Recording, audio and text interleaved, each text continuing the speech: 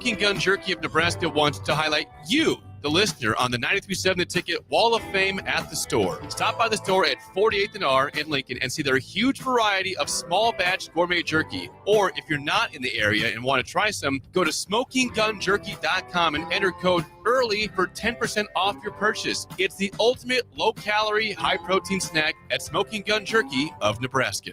Select Plumbing and Utility has been serving Lincoln and the surrounding area for 14 years, and they're not slowing down. Select Plumbing and Utility handles all your plumbing needs, from faucets and water heaters to full renovations, and they can even help with your heating and cooling needs. They're also Lincoln's underground experts, repairing and replacing broken underground water and sewer lines since day one. Contact Select Plumbing and Utility today at 402-560-6197, assuring excellence in every situation, opportunity, and challenge. That's 402-560-6197.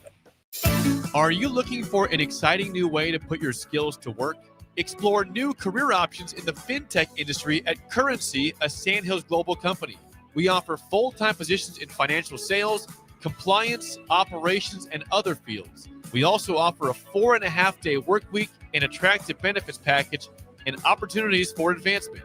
Put your motivation to work and grow with us at Currency. Visit gocurrency.com/careers to learn more. In every office, there's two types of people. There are those who bring in bagels and those who eat the bagels that someone else brought in. Everybody likes the first person. Be that first person. Weekday mornings at 7:30, you have a chance to win a business box of bagels from Bagels & Joe. All you have to do is shut up, Sipple. 2 questions for you, 2 for Sip. Win, and the bagels are yours. Lose, well, you don't want to lose. You lost Monday, you lost Wednesday, you're a loser. Shut up, Sipple. Weekday mornings at 7:30, brought to you by Bagels & Joe. This is Lincoln's home for sports talk on the FM dial. Also online at theticketfm.com. On the internet, KNTK FM Firth, 93.7 The Ticket. Coming at you live from the heart of Lincoln, America. This is Old School, sponsored by the Mercado by Certified Piedmontese. Nebraska Football Hall of Famer Jay Foreman and Austin Orman. Old School with Foreman and Orman on 93.7 The Ticket and theticketfm.com.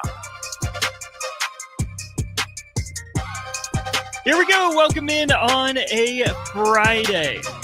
It is Old School. Austin Norman here, Jay Foreman there. Jay, hello. What's up? Good afternoon. Am I allowed to say my octoroons, or is that a Jay Foreman thing? No, it's all right. It's all good. Good afternoon, my octoroons. There it is. Yeah. A beautiful Friday for some state football tournament action. First round. I see you got the hoodie and the vest on, bundled up for a Class C2 matchup. I appreciate you, you big school folks, recognizing that there is life below Class B and going out to call Malcolm versus Lincoln Lutheran tonight. I know, man. And Lincoln Lutheran's on the road. Lincoln Lutheran is on the road. Sean Wheaton, you better get it together. Make it worth Jay's time, please. Yeah, that's for real. The reason why we got to do it is because Nick had that wedding last week. Well, it's the state tournament. You were going to do a game anyways. No, we weren't. We we always wait to the championship because there's no Lincoln home team. That is the unfortunate part about all this, because your other options were going to going to Central, going to Creighton Prep, and I think going to Waverly. To the crib. Or to Pius. Well, wasn't Pius on the road? Yeah, I don't know. Yeah. All I got was a text from Nick and said, hey, what do you think about? Right? What do you think about? Which tells you it's it? Decided already. Right. I didn't reply. Then he got his little tail on the airwaves and said, I never respond to his text message. But by the time next time I saw him, it was, we're going out to Malcolm. That's an easy drive. That's close. Yeah. It'll be all right. They just played last week. Because they got to go through like districts or sub-districts. Yeah. Yeah. This is technically like the Sweet 16, like pre-state. Yeah. Essentially district championship. So do they not play as many regular season games? No, they play 9. So I guess they played their 5 district games, but these are 2 teams that end up being in the same district when it's all said and done. So, yeah, we're gonna see. It's do or die Brooklyn, New York. Speaking of being in the same district, it makes more sense for Malcolm and Lincoln Lutheran to be in the same district than it does Nebraska, USC. And we'll get to that. But first, our final Cash Blitz keyword, our final one ever for the month. at least at the station. Here's your chance. 508-777-1000. Your word that you text to, again, 508-777-1000 is Bill. B-I-L-L. As in dollar bill. Y'all. I like it. 508-777-1000. All right, Jay, let's get into some Nebraska USC talk here. First and foremost, there's a sense for me that Nebraska could be in a similar place that USC was last year, give or take. You've talked about how USC isn't that soft finesse, throw it around California team like they used to be, like the reputation is. Mm. Do you think Nebraska is maybe right now where USC was last year, trying to grow into that toughness identity? I mean, it's hard to say they're not tough. I mean, you have the second leading rusher in the Big Ten, but I feel like with a coordinator like Dana Holgorsen, right, similar journey and path and crossing paths with Lincoln Riley at various times, it's the pass first moniker. Yeah. Put it in the quarterback's hands, spread it around, my version of balance, yada, yada, yada. I feel like we just had that conversation about USC last year. Yeah. And I think you've given credit to Lincoln Riley and his staff for, at least to some degree, adapting to the Big Ten, and while not abandoning their roots, finding that extra element of toughness and run game to survive in the Big Ten. Yeah, I think they've tried. Well, I think they had a soft team when he first got there. Remember when they played Utah in the Pac, was a 12 championship? And Utah Utah had a 215-pound defensive end working out on them. Yeah. And then that offensive line, hey. What offensive line? No, the offensive line from Utah. Oh, Utah. Yeah. And I think Gentry was a freshman, and they just looked like a Big 12 team. But then immediately that next year, remember they had that coming out party against LSU, and he was like, yeah, they turned around. Now, obviously that faded, but I think they're actively trying to be a bigger physical team. They hit the portal, because remember they had that his nickname was Bear. Bear Alexander from Alabama. At first he did well, and then I don't know where he's at now, but because he jumped back in the portal. So I think, really, to be honest with you, I don't think Lincoln Riley's a soft coach. I don't think he even calls his plays as a soft coach. I think when you go back and watch them when Oklahoma's really rolling, obviously, and then obviously USC, he runs the ball now. He'll run it, and he'll embarrass you with it. You got to remember, when they had that epic comeback against Texas in the Red River rivalry game. Bench Rattler, here comes Williams. And but they won it by running the ball. It was number 24. He had two 30-yard runs. When we went down there, I don't know if it was the same year. It was the same year, because Rattler was starting at that time.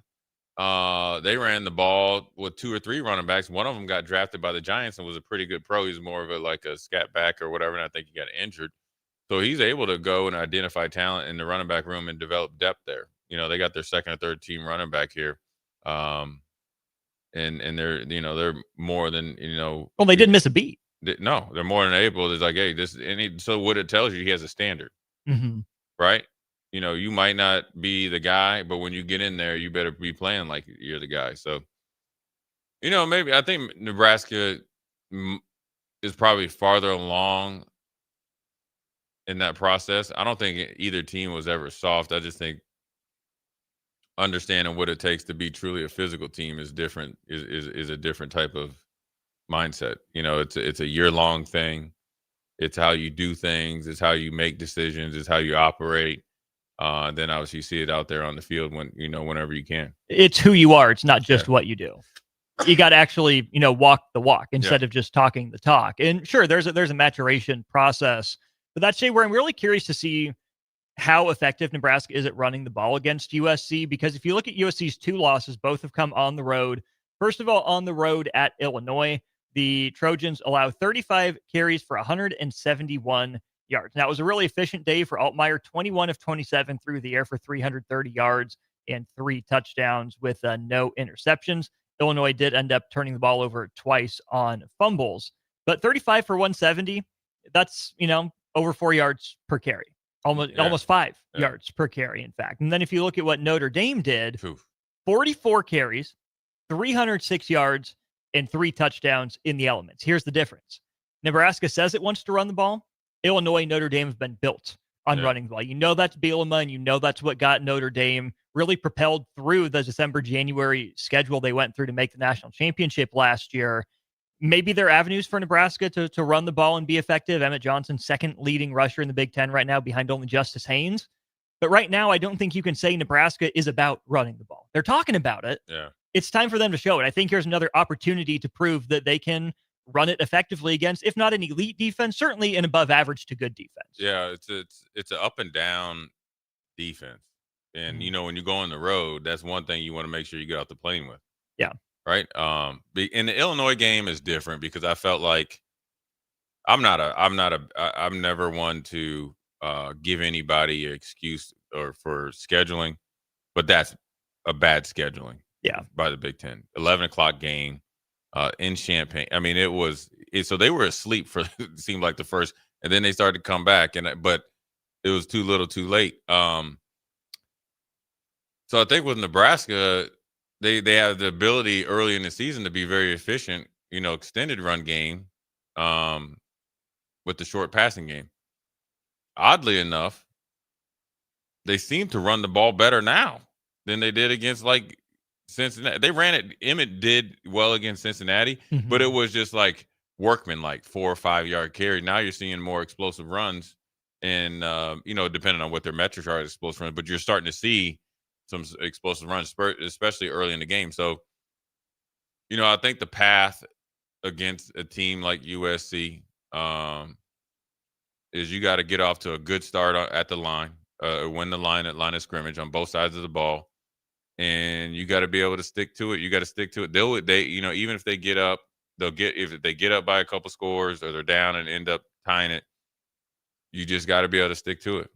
And then you got to execute. You have to expect over the last 2 weeks, they have focused a lot of attention on how to fix and rehab the defense. Whether it's making it more simple, getting back to fundamentals, getting after it in practice, because they have a little bit of problems out there on the edges, covering and tackling after the catch. But then more importantly, shoring up the run defense. Because when you look at Notre Dame, the second play that Love hit, that was just essentially USC ran out of the wrong gap. I'm going to put it out a little bit later today on my YouTube. It's like, and talk you through it. The things that they're doing are all self-inflicted, right? The defensive end and on that particular play didn't get to the B gap. Well, it's a dog blitz and you're not calling it off. Essentially you're running the blitz no matter what, which is also telling you where they at defensively. That means you can adjust. So therefore, is do it. And so it's like, okay, we got that covered, right? So now it lets me know they don't have the ability to do what they're supposed to do and go play football. So that's easy for the pickings. I know I've been in that position, right? The young player, do this no matter what, right? Don't read out of the blitz. But the middle linebacker, his fundamentals were bad. I mean, it's an easy play if you just kind of just really stood still.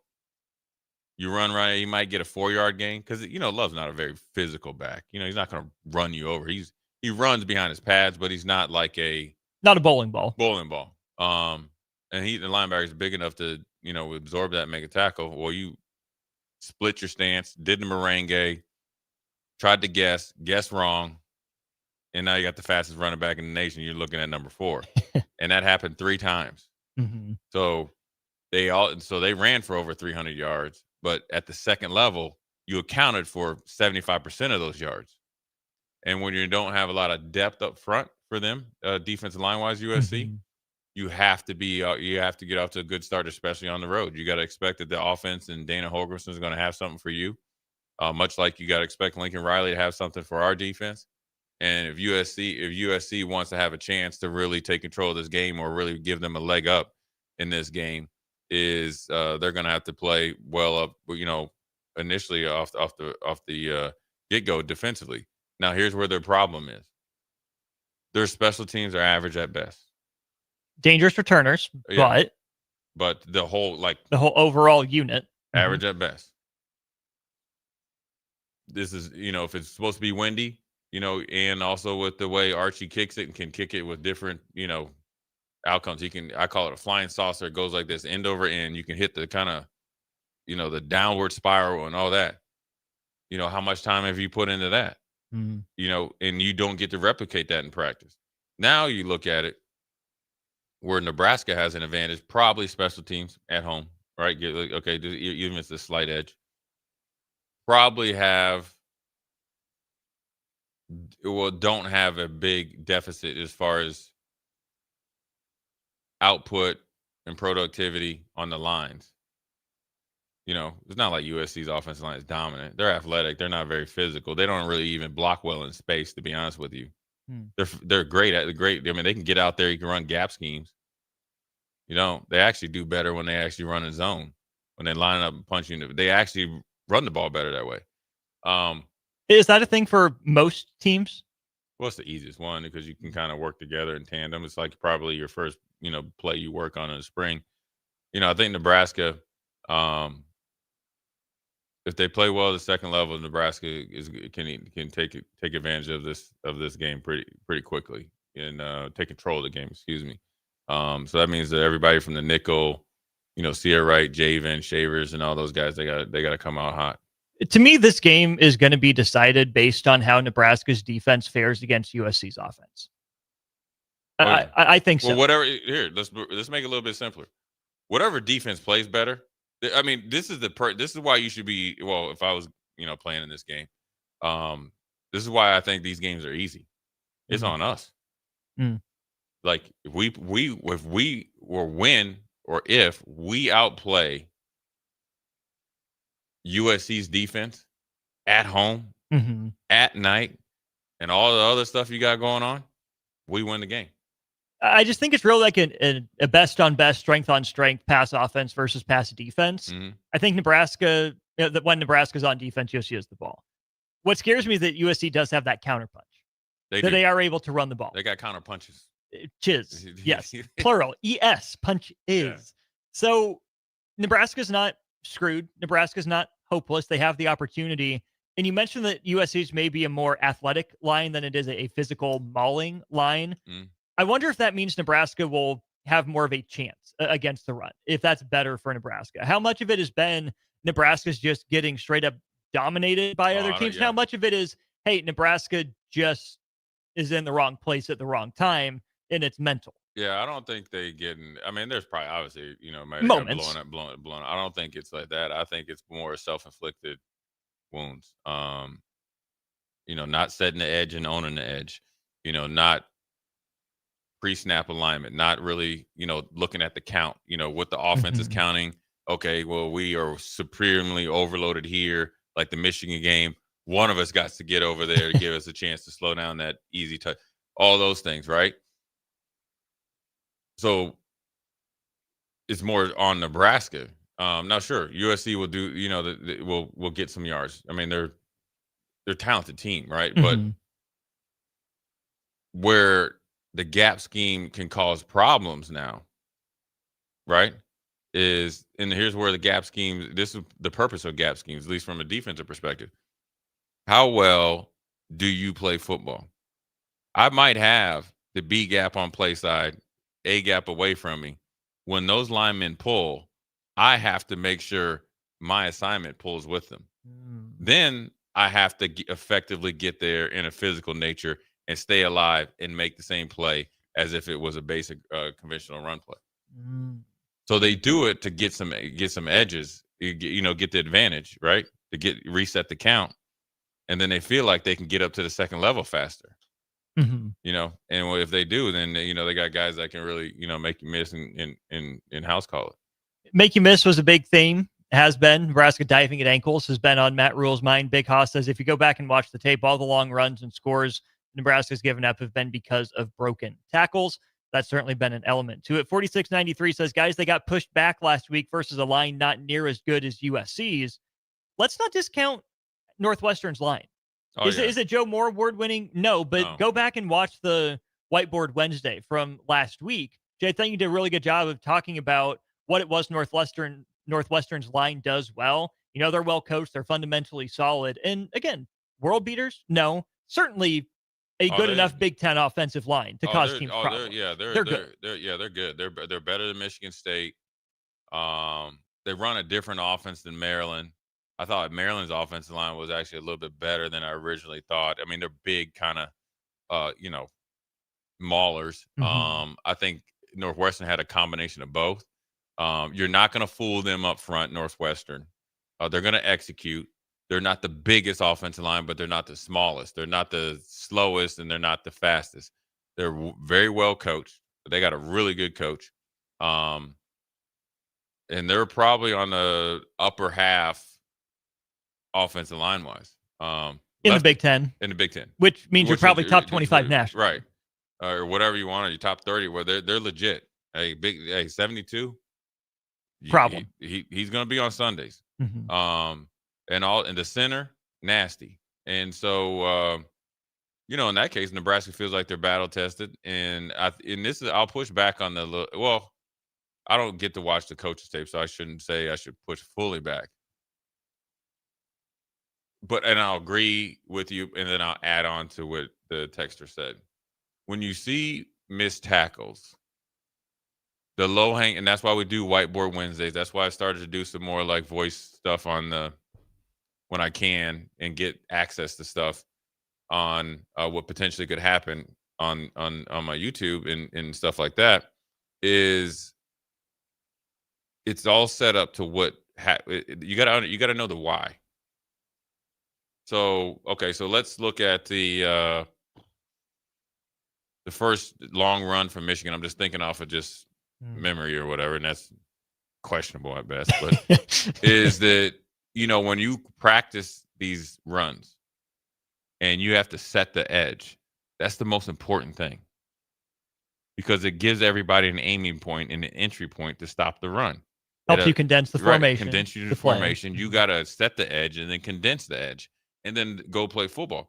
Well, if one person is a little bit slow on entry point, right, or takes a misstep, right, whether it's just on your own or just you get fooled. Coming from depth against an unimpeded running, or like untouched running back, that's not a good position to be in. It's nightmare fuel. Right. And so that eliminates you from gang tackling, right?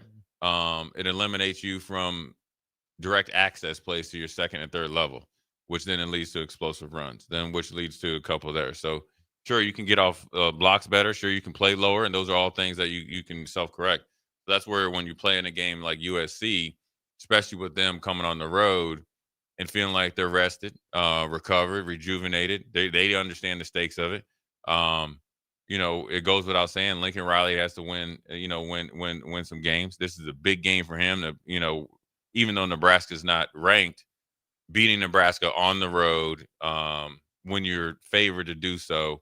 And if it's aesthetically pleasing, which is obviously the most important thing of winning for them, is a big win for him. Mm-hmm. But they have to perform well. And in order to counteract that defensively, you got to take it upon yourself to say, we're going to out execute them, and we're going to stay in this fight longer than they're willing to even think about doing. This is not the first and second. You kind of got lucky against Colorado last year. You got out there and you got a free 6 points. You came out and you got 14-0. You got it where you got the guy had an interception, bounced off his helmet, and Ramir got it, and that's another touchdown. Yeah. And then you essentially got outscored in the second half. This is not a game you can just say, okay, we can relax. We got to finish this game, and there's no other way. Is you got to go through them. You want their best shot. This is where Nebraska can take the maturity and show the maturity that we're not going to back down from a challenge. We're going to bring the challenge to you and see how you react versus us reacting. And it starts with the defense, right? You can't come out there and ooze into this fight. No. Okay. You got to play 2 first halves against Colorado. You got to bring it to them. You got to bring it to them, even if they make plays, because USC has shown the ability to tap out passively. You got to make them do it. Couple things from the text line here. 4693 says, Jay, this USC line is legit. They push Michigan all over the field. Look at their stats on the year, running between the tackles over 6 yards per carry. But that's, I think, what we were getting at is we're not saying USC's line is bad. No. We're just trying to not discredit Northwestern's line. And then he follows up with this. 4693 says, I fear we're going to load the box and it'll put too much pressure on our secondary to not only cover Lane and Lemon, but also have to tackle one-on-one when USC gets to the second level. It's a challenge. You got to rise to it. Look, if you want to go where Matt Rule and Troy talked about yesterday, it's not proof. You got to welcome a challenge. All right. Okay. They got 2 NFL tight ends. 2. 85 and 87. They're on their second string running back and third string running back. And yes, they did push Michigan around. And you know what else they did? They made Michigan actually punch himself in the face by confusing them, by flipping the running back from the outside, again, when it goes no backs, to inside, and they couldn't line up, and they started gashing them. Then they made him second guess themselves. But the only caveat, the only kryptonite is that was at home. Right. Now on the road. Now here's where Notre Dame won the game. You talk about the defenses won the game, and sure, running the ball. What allowed them to run that ball that so much was Notre Dame won the game without having to overload the box, and they were able to withstand the storm of those outside receivers and skill position guys long enough to tip the tide and then the pressure back to USC. Unforced error, easy interception that he shouldn't have done. He threw it into like triple coverage and a fumble. Notre Dame wins it at home, but they had to stay in the fight. So that means right now, when you're talking about for the texter, we how about we show up and win and not have to overload the box so the DBs can do what they need to do. How about somebody, you get what I'm saying? Oh, so we should be taking upon ourselves that we're going to own our gap and we're going to go make football plays. You put us in the position, call the plays, and we'll handle it, or call it, defensive assignments, and we'll take it from there. Cubsker is going to take the other tack. Why not just load the box? Make the secondary actually prove it's as good as the stats say, and make USC's weapons prove they're that good too. I mean, you got a point, but how about let's do both? Because you're going to have to do both. You're going to have to mix it up. You're going to have to, I've been in these defensive meetings where you say, hey, look, you guys are going to be out there. You guys got to answer the bell. Then when we give you help, then up front, we got to win. So it's on everybody. Everybody's got to play. You're not just going to be out there and just, hey, I'm going to have a nice chill day. Take me a couple pictures for Instagram. And you know what I mean? And everybody else do the work. And then we're going to rush the field. And I'm just going to, I just wrote on, no, everybody's going to have to step up and make plays. It's basketball season officially on Monday, but as you would say, it's Friday, which means it's the weekend, which means it's Monday already. It's the same thing in basketball, right? If you can guard your guy one-on-one, you don't have to help, great. But sometimes you do want to throw a trap in there, right? Yeah. Trap would be loading the box. Yeah. Overload them, make them make a quick decision, make it tough on them, or it's a blitz, right? Yeah. Send pressure, make someone else beat you one-on-one. But sometimes, though, you just got to guard your man straight up. Someone else is hot. You don't have help coming. It's on you. You're on an island. Hold up. The offense is going to say that, hey, we have the playmakers. We'll take our shot in enough of these one-on-one battles. Defense just has to win its fair share to hang in there and that's what Notre Dame fight another play. They did it. They won their fair share. You got to compete every 50-50 ball. Don't give them anything easy because their mindset is they want to come down here and think they embrace the cold. And Nebraska starts slow and they get up and lead and they're able kind of like to, you hold their head above water and win it that way. And see, hey, we can win it, cold game. No. You know how you get, how you make a California team. This is really what I hated that we're so dependent on the weather and all that because I never really had to do. But how you make them cold? How you really make them cold is you beat them, and you like the more pressure, the more physical you are, the colder they'll be. Because nobody's cold when they're playing good. Nobody. Except so Buffalo Bills, right? Yeah, go do what we got to do. There you go. More on that. More from you on our Starter Heyman Jewelers text line, 402-464-5685, 5426, Mark, and 6785. We see your comments and your questions. We'll get to those as we keep talking Nebraska USC next here on Hour 1 of Old School. You're listening to Old School with Jay Foreman and Austin Orman. Download the mobile app and listen wherever you are on 93.7 The Ticket and theticketfm.com.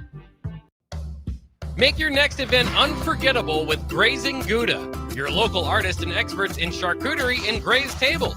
From boardrooms to ballrooms, they turn gatherings into experiences with stunning spreads of artesian cheeses, cured meats, fresh fruits, and gourmet bites.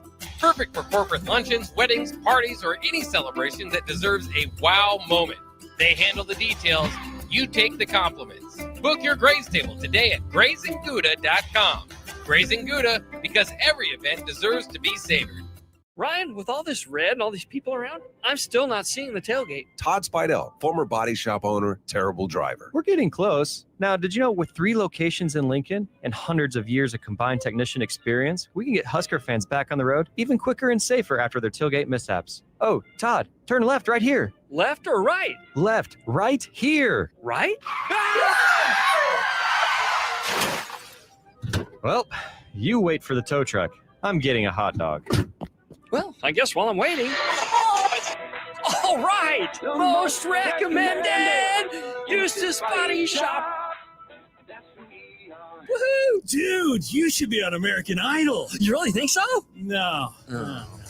Accidents happen, even to Husker fans. If it happens to you, call Eustace Body Shop, where our customers send their friends. The most recommended Eustace Body Shop. That's who we are. Attention all Wings fans. Buffalo Wings and Rings has daily specials that will make you want to stop in on all days of the week. Kids eat free on Mondays, and on Tuesdays, enjoy 40% off boneless or traditional wings at a price that makes the whole family happy. And come back on Wednesdays for $1.39 chicken tenders all day long. Get to Wings and Rings today, 68th and O, or in Williamsburg Village. Schweizo Construction is now hiring for skilled craftsmen, steel erectors, concrete workers, and general laborers. Schweizo Construction offers great benefits like premium wages, health and dental insurance, paid holidays and vacation, 401k with company match, life insurance, and disability insurance. They pride themselves on a legacy of 40 years built on integrity and trust. Joining their team means becoming part of a family that values hard work, dedication, and mutual respect. Apply today at schweizo.com.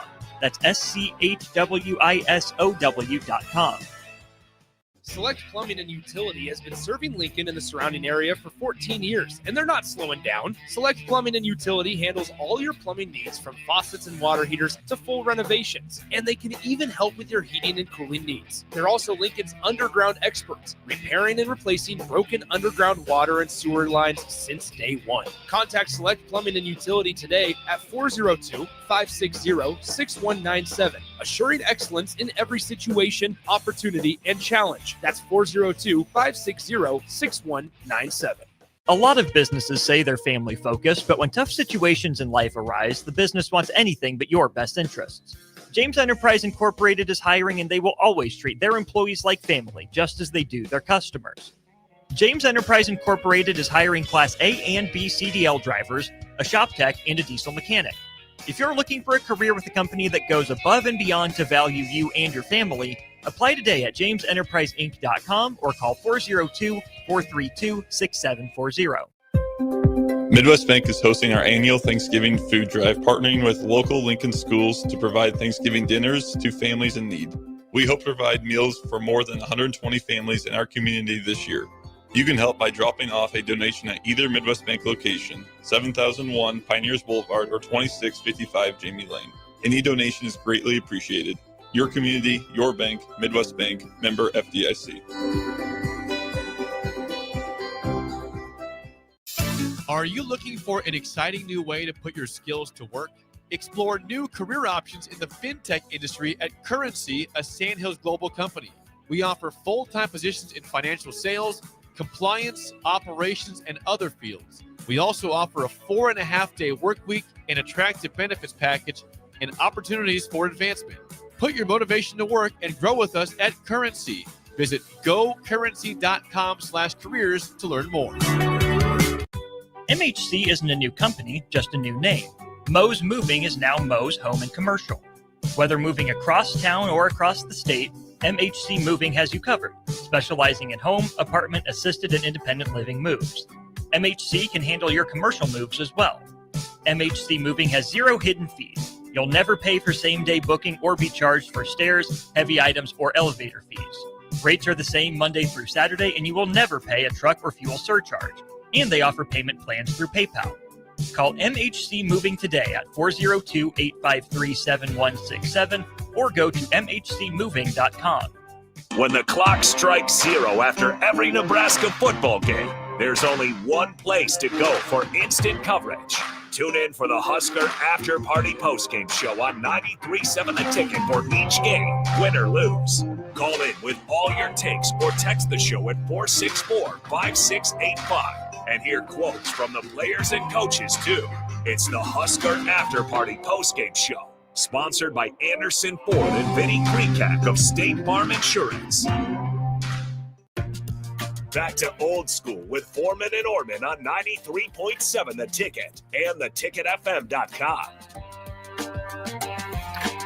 Here we are on Old School, brought to you by the Mercado by Certified Piedmontese, special ingredients in butcher shop, 3 Lincoln locations and 1 in Omaha. Check them out online, themercadobutcher.com. Austin Norman, Jay Foreman here.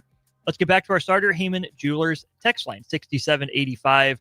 And Mark, really appreciate you here texting in about the weather. And then Cupsker on something similar says, I was going to say the way to keep USC cold is to put together a 12 or 13 play drive that makes them sit on the sideline, for about 20 minutes of real time. That's all great in theory. Jay, do you trust that Nebraska has the ability to consistently sustain long drives like that against a defense like USC? Is that part of the game plan, you think?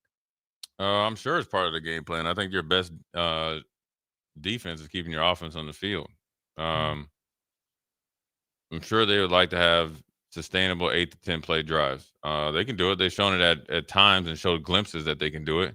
Now they have to stick to it, and it just comes down to executing, and not just executing for a short period of time.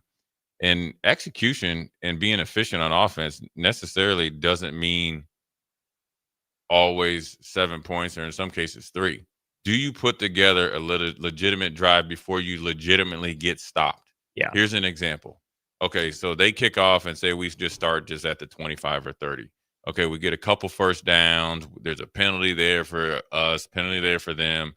And say we get down to the 35, so that'd be a 52-yard field goal. Mm-hmm. Let's just say the 35 to 40.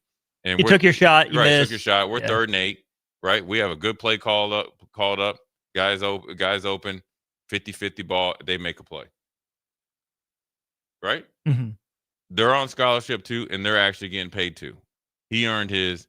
They were better, but we had a legitimate drive. Mm-hmm. On versus the flip side, and that could be even after we get the momentum back, or we're trying to get the momentum, because then we're able to punt and kick and pin them down there. Defense goes out there, get us the ball back. Now we're right back in business. Versus, tripping over your feet, doing whatever, and all that type of stuff. So I think it's the thing of just committing to making them beat you and doing what we need to do to beat them. Make a commitment to play winning football. Mm-hmm. Not the all the glitz and glamour, because that goes away. Mm-hmm. Because pregame is hype, because it'll be a lot of people there. I'm sure there'll be a lot of cameras there. They'll have probably someone special for the blackout that you think you're right, making. and then you'll have a lot of the media members when they're warming up and all that. Then you go, and then you have you're coming down and the walkout and all that stuff, and then the game starts, and then you don't even think about that. You can't even hear that stuff. Mm-hmm. Then you got to get down to business, and so that's where just focus on that. Make winning plays, stay in the fight, be aggressive. Play well. Play as a good teammate. Be a good teammate. Be more invested in the team than in yourself. Mm-hmm. And then next thing you know, there's our winner there. Did he win that? He won that. There you go. You better keep that thing under wraps. I was going to say, don't flew away. Next thing you know, when you do that, Austin, you look up, you're up by 10. And then once you're up by 10, then you have to reset. Don't get happy about it. Let's get up 17. Right. Or let's get up 13. Or 13 still 2 possessions. No. You're not worried about that. What I'm saying is you have to recommit to not thinking the game's over, and then you got to put together football winning plays. You could even put together a drive after being up 10. That's just like I just mentioned before, a legitimate drive. You don't get the first. You have to punt. You pin them down. We have the ball back within, at or a little bit past midfield. You stop them, they get 1 first down, and that's it. And we're back to work. Mm-hmm. You're slowly but surely learning how to put slowly Ned Starking. Straight up. Slow motion guillotine. Yeah. They trying to do. I think sometimes we try to go too much like Dragon, like just come in there and burn them, and they just. You're right. That's good, but we ain't there yet. We ain't there yet. Well, now Nebraska has shown some ability to do that, except it hasn't been against teams of USC's caliber. Right. Nebraska has spurred ability. We saw that against Michigan State. We saw that against Maryland. Yeah. Different challenge. When you make a mistake, they came back. Michigan State came back. We answered. We kick off. You messed up again. Thank you very much. Thank you very much. We can do that too. I'm cool with that. Mm-hmm. Either way, because it's a W. Mm-hmm. So just get to the end, learn how to win, and you got to win different ways. But more importantly, you gotta really see where if USC is invested in playing football, because they're going to try to see how they're going to. Here's the one thing about I don't like California. This is the thing. Them little dudes think they tough, man, but they are though. They are. Some tough. of them. They are though, but they think they can punk you though. I know exactly how they think because you can see it when you watch them. They're going to come in here and try to punk you. They're actually, and this is also where you have to be wary of, the crowd noise and all that. Listen, these dudes have been playing in front of glitz and glamour. They live in LA, right? They probably going to like hanging out with superstars, and on the red carpet. I mean, shoot, one of the guys on Nebraska's roster was just players in a movie with LeBron 3 years ago. And exactly, and also they have big time recruits that are playing, and they're all really good players. They like this. They like this. Mm-hmm. They like going to Notre Dame. They're looking at it. All right, we get another chance to show out. So then, then you got to plan that they're going to bring their best, and we got to bring our best. Unmasked Texter says Rule better use 3 timeouts in the first half. Play the game slow and cold. 3 timeouts in the first half. Use them all. Oh, okay. Yeah. You use them all while you have them. But I think that's putting too much focus on USC. If you need to call your timeouts to reset, do it. But this isn't a game that you can go in about, what does USC do? What do we do? What are the winning football plays that we can make if you're in Nebraska? And Jay, I think when you think about what Cubsker said with the 12-13 play drive, you think about the ball control, running the ball or whatnot. A key stat for any team is going to be the red zone efficiency. USC is the number 2 defense in the country in opponent red zone scoring percentage, allowing teams to score only 59% of the time when they enter the red zone. Nebraska scoring of any sort 89.6% of the time, which is tied for 37th nationally. Not great, not terrible, but it's one thing to say, we can be a ball control offense. We're going to keep USC's offense on the field. We'll run a 10 to 12 play drive, take 6-7 minutes off the clock. That's all fine and good. It becomes great when you score, and preferably touchdowns. USC's been good at keeping those points off the board. Nebraska hasn't been great at putting those points on the board, right? And the problem about that, too, is when you think about USC, any offense that has really this capability is they can be explosive. Time of possession matters less to a team like USC, I don't mean who that. can score from anywhere on the field. So it's great to talk about in theory, but this is not a field goals game. Maybe toward the end when you get down to it, some points are better than none. But if Nebraska stalls out in the red zone and settles for 3 field goals, probably not going to like the way things end up. No, you got to put, you got to score, and you got to score within yourselves. And also in these big games, you can't try to match. This is and we always were on the other side where teams were trying to match us, but we just kind of went out and played our game. But what you can't do especially a young player, right? And young skill position player, you can't look over there with envy and then try to make a play that's not even in your wheelhouse, or try to I got to make a play or the play versus I got to make the play that I'm supposed to. Do your job. Then. Right. And then. So you got to really stay in the moment. I mean, there's a lot of emotions that go into this game, but ideally you hope that you can lean back on your training, and you've been looking forward to this. You don't get a chance a lot in a season, to get that helmet sticker game, which is like, you want to put the stickers of every team that you beat, and you get a blue blood twice in the same circumstances. You get Michigan at home, let yourself down there. Obviously, go to Minnesota, let yourself down, rehab yourself, and then you get USC at home at night. Under these circumstances, a little bit late in the year. It's not like you're playing USC in a night game or week 5. You're getting USC at the right time of the year. All the advantages are for you. Now it's showing the maturity to take advantage of it. The only way you take advantage of it is you go out there and play as a team and as a unit. You have to. You can't. This is not you. Like, we had great players when I played. Great players, all-time greats here. You know, probably the best quarterback that ever played here. Arguably the best running back that ever played here. I'm not. It don't matter about stats. I'm just talking about the dudes that they're dudes. You know, but there was games, for instance, when Nebraska went down to in '94 to Oklahoma. Nobody had any like outstanding stats, right? Except the W. And then you saw the payoff. So ultimately, this is a game that you got to worry about winning, because they're going to talk more about the win versus stats in this game. That's offensively, that's defensively, that's special teams. It might come down to USC is almost about to break a big special teams return, and you make that tackle. Defense gets the turnover. Everybody's going to be hyped up like Sierra Wright or whoever gets the pick. But actually, that play was what won the game. Yeah. Make the game winning plays, and generally those are the simple ones.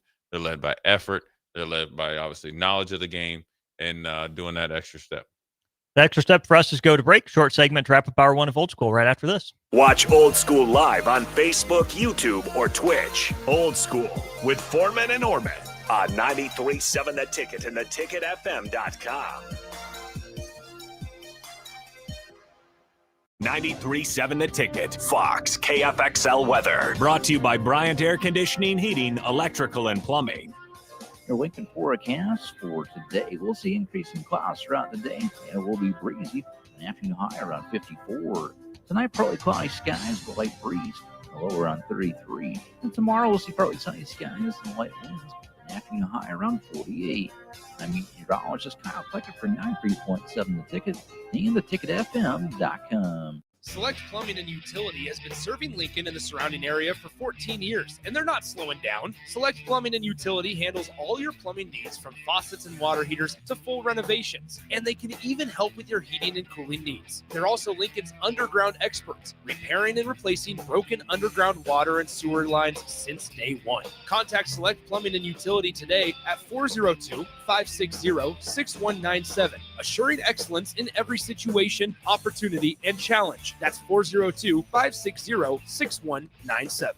Hi, Sean Callahan here, and I've got some great news for you. Copple Chevrolet GMC is proud to be the #1 fastest growing GMC dealer in the Omaha and Lincoln metros. Copple is also celebrating its 50th anniversary. We want to say thank you to all of our customers that have helped us reach these milestones. So come see why so many customers, including myself, are choosing Copple Chevrolet GMC for their automotive needs. Please check us out at copplecars.com. Ryan, with all this red and all these people around, I'm still not seeing the tailgate. Todd Spidell, former body shop owner, terrible driver. We're getting close. Now, did you know with 3 locations in Lincoln and hundreds of years of combined technician experience, we can get Husker fans back on the road even quicker and safer after their tailgate mishaps? Oh, Todd, turn left right here. Left or right? Left, right here. Right?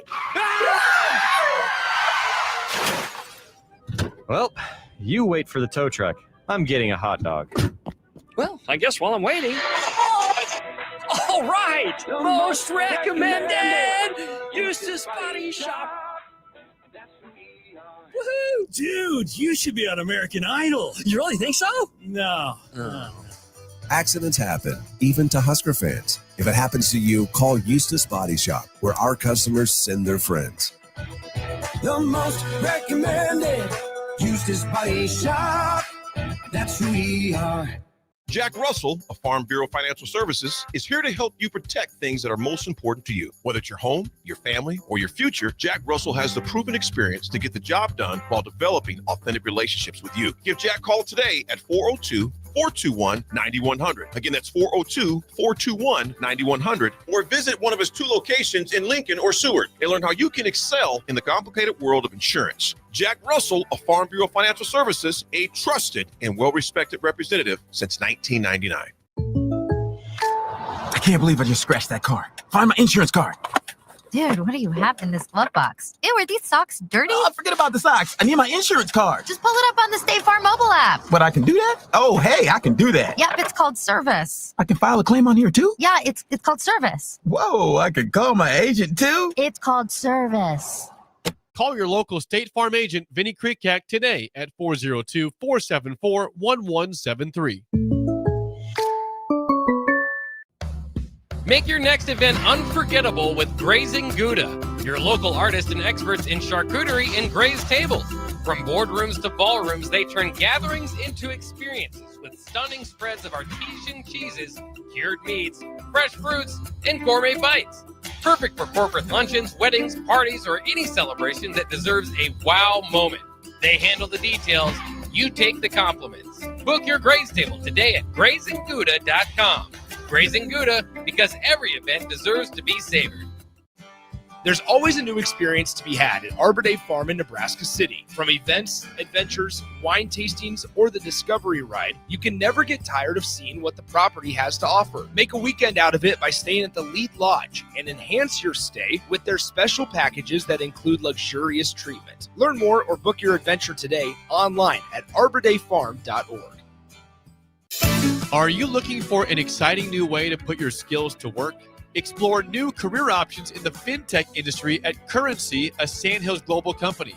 We offer full-time positions in financial sales, compliance, operations, and other fields. We also offer a 4.5-day work week, an attractive benefits package, and opportunities for advancement. Put your motivation to work and grow with us at Currency.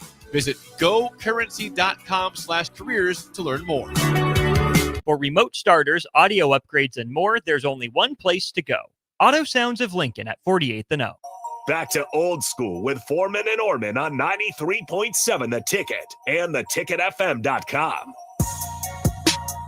Wrapping up hour one of Old School, Austin Orman, Jay Foreman with you, 402-464-5685. You want to be a part of the show. Jay, it is Hall of Fame weekend here at Nebraska. 5 former Husker athletes going in: Kevin Davis, Deandra Hyman, Lisa Reitzma, Stephanie Thader, and Aaron Taylor. Yeah. He joined the club. He made it. He did it. And which one is that? Is he going in it? Nebraska Athletics Hall of Fame. Yeah, that's a different one. Yeah, I mean, congrats to all of them. They all were great players. Obviously, I played with Aaron Taylor. He was a dude. Goes without saying. Well-deserved and obviously a great representative of the state of Nebraska and obviously athletic department. Lisa Reitzman as well. She was in college, dominating, probably the most unassuming superstar. Kind of just like she's a mom now and they got married and stuff like that. And their daughters are like, a really good volleyball player. Son is a really good basketball player. I think they have a younger daughter too as well. Hey, man, congrats, man. Look, it's a great honor to go in. It's a big weekend. You want to celebrate them and all the accomplishments. And, as everybody gets older, your kids never think you were that good. I guarantee you they, like I know from Aaron, Aaron, just from myself playing football, I'm sure his kids are like, yeah, you weren't, you just dad, you ain't, yeah, all right. So yeah, whatever, old man. It's good to have a nice little reminder and obviously have their time to shine. And much well-deserved to all of them. So congrats. You're talking before in the first segment about USC having an athletic line versus like maulers necessarily. I don't know the right way to word this question, so work with me here. As you're looking at each position across the line, are you thinking athletic tackles, mauling guards, and then whatever you can find at center? Like if you're building a line, do you want athletic tackles, mauling guards, athletic center? Do you want a mauling center? I like my center in this day and age. You get a really good center that's, physical and athletic. And obviously the most important thing is mindset and leadership. I think you can bring out the best of everybody else because you can stir the pot. And so I would start there. Then obviously you want left tackle and, the interior of your line, you want those guys to be the tempo setters. But I do think that, when you look at, if you're looking back at Northwestern's line, they have a really, I like their center. I like both their guards. One's kind of like athletic to pull and one's kind of a mauler. And so they're able to piece together, 2 different types of characteristics on each side of the center. But I think the biggest thing for the best offensive lines is that they're, the continuity and they're in it together. Mm-hmm. There's obviously different techniques you can, use, and obviously I used to try to study those because I would be going against offensive linemen. So I figure once I could get a beat on what they're trying to do, to help me try to eliminate the size and strength disadvantage I have going against, big human beings. So, I think where Nebraska's at, particularly offense line, got a little bit injury stuff going on, but this is where Turner, you got Turner Corcoran in there for him. He's a senior. Mm-hmm. Came back and was starting last year. Then obviously Gunnar had to step in for him. And then now, you fought hard. You got to give him credit. He fought hard to get back and get physically fit to play, and to really also, I don't know if Matt Rule said it, but or he did say it. But one of the things that is good about Turner is that he got back in time enough to start camp, so he was invested too. Mm-hmm. So sure, he wasn't starting earlier, but this is what you're here for. This is your senior year. There's just like Rocco answered the bell last week, right? Mm-hmm. He did. I mean, have a compound fracture in your hand or whatever, get surgery, come right back. I don't think you even know if you missed the practice, and then you get right back busy. That's the leadership that you want, and this is a big game where you're going to need all hands on deck. And so, hopefully they go out there and play well tomorrow. Last thing then, Big Bird says the best defense Nebraska has is Emmett Johnson and the offensive line. Also sends a tweet that says, when USC travels 2 time zones or more under Lincoln Riley, they're 1-7 straight up and 1-7 against the spread. In fact, they are 1-16 straight up and 2-15 against the spread, traveling 2 or more time zones. Interesting to keep in mind, but not everything, given that USC is coming off a bye. But this is, again, Jay, where you can take that stat about USC, but make it more about Nebraska. Yeah. You hope that Nebraska is able to, like you said, not ooze into the game, come out strong, come out aggressively, throw the first few punches, and make USC look rusty, right? It's the eternal rest versus rust debate. Make USC look rusty. Throw them off their game. Show them they didn't know what they were in for, even though they had an extra week to prep. Yeah, I mean, it's hard travel going from LA to anywhere. LNK. Yeah, it's hard travel. They know that. They're aware of it. I'm sure they make some adjustments. In their mind, they've made some adjustments from going to Illinois, right? And they're playing in an ideal. Let's see if they look over here. I was going to give them the bird too. That's the third group of USC fans about that size I've seen. I know, walk but by I was today. about to give. As soon as they looked in there, you know what I was about to give. A partridge in a pear tree is the bird he was talking about for you at home. Yes, Partridge in a pear tree, yes, maybe a Thanksgiving turkey, one of the two. But you can't bank on that. No. The only thing you want to bank on is what you do and how you handle your business. Mm-hmm. If that's your mindset and you make it your mindset, you'll be just fine. Because if you're sitting over there waiting for USC to be cold, the game be over. Right. Who cares?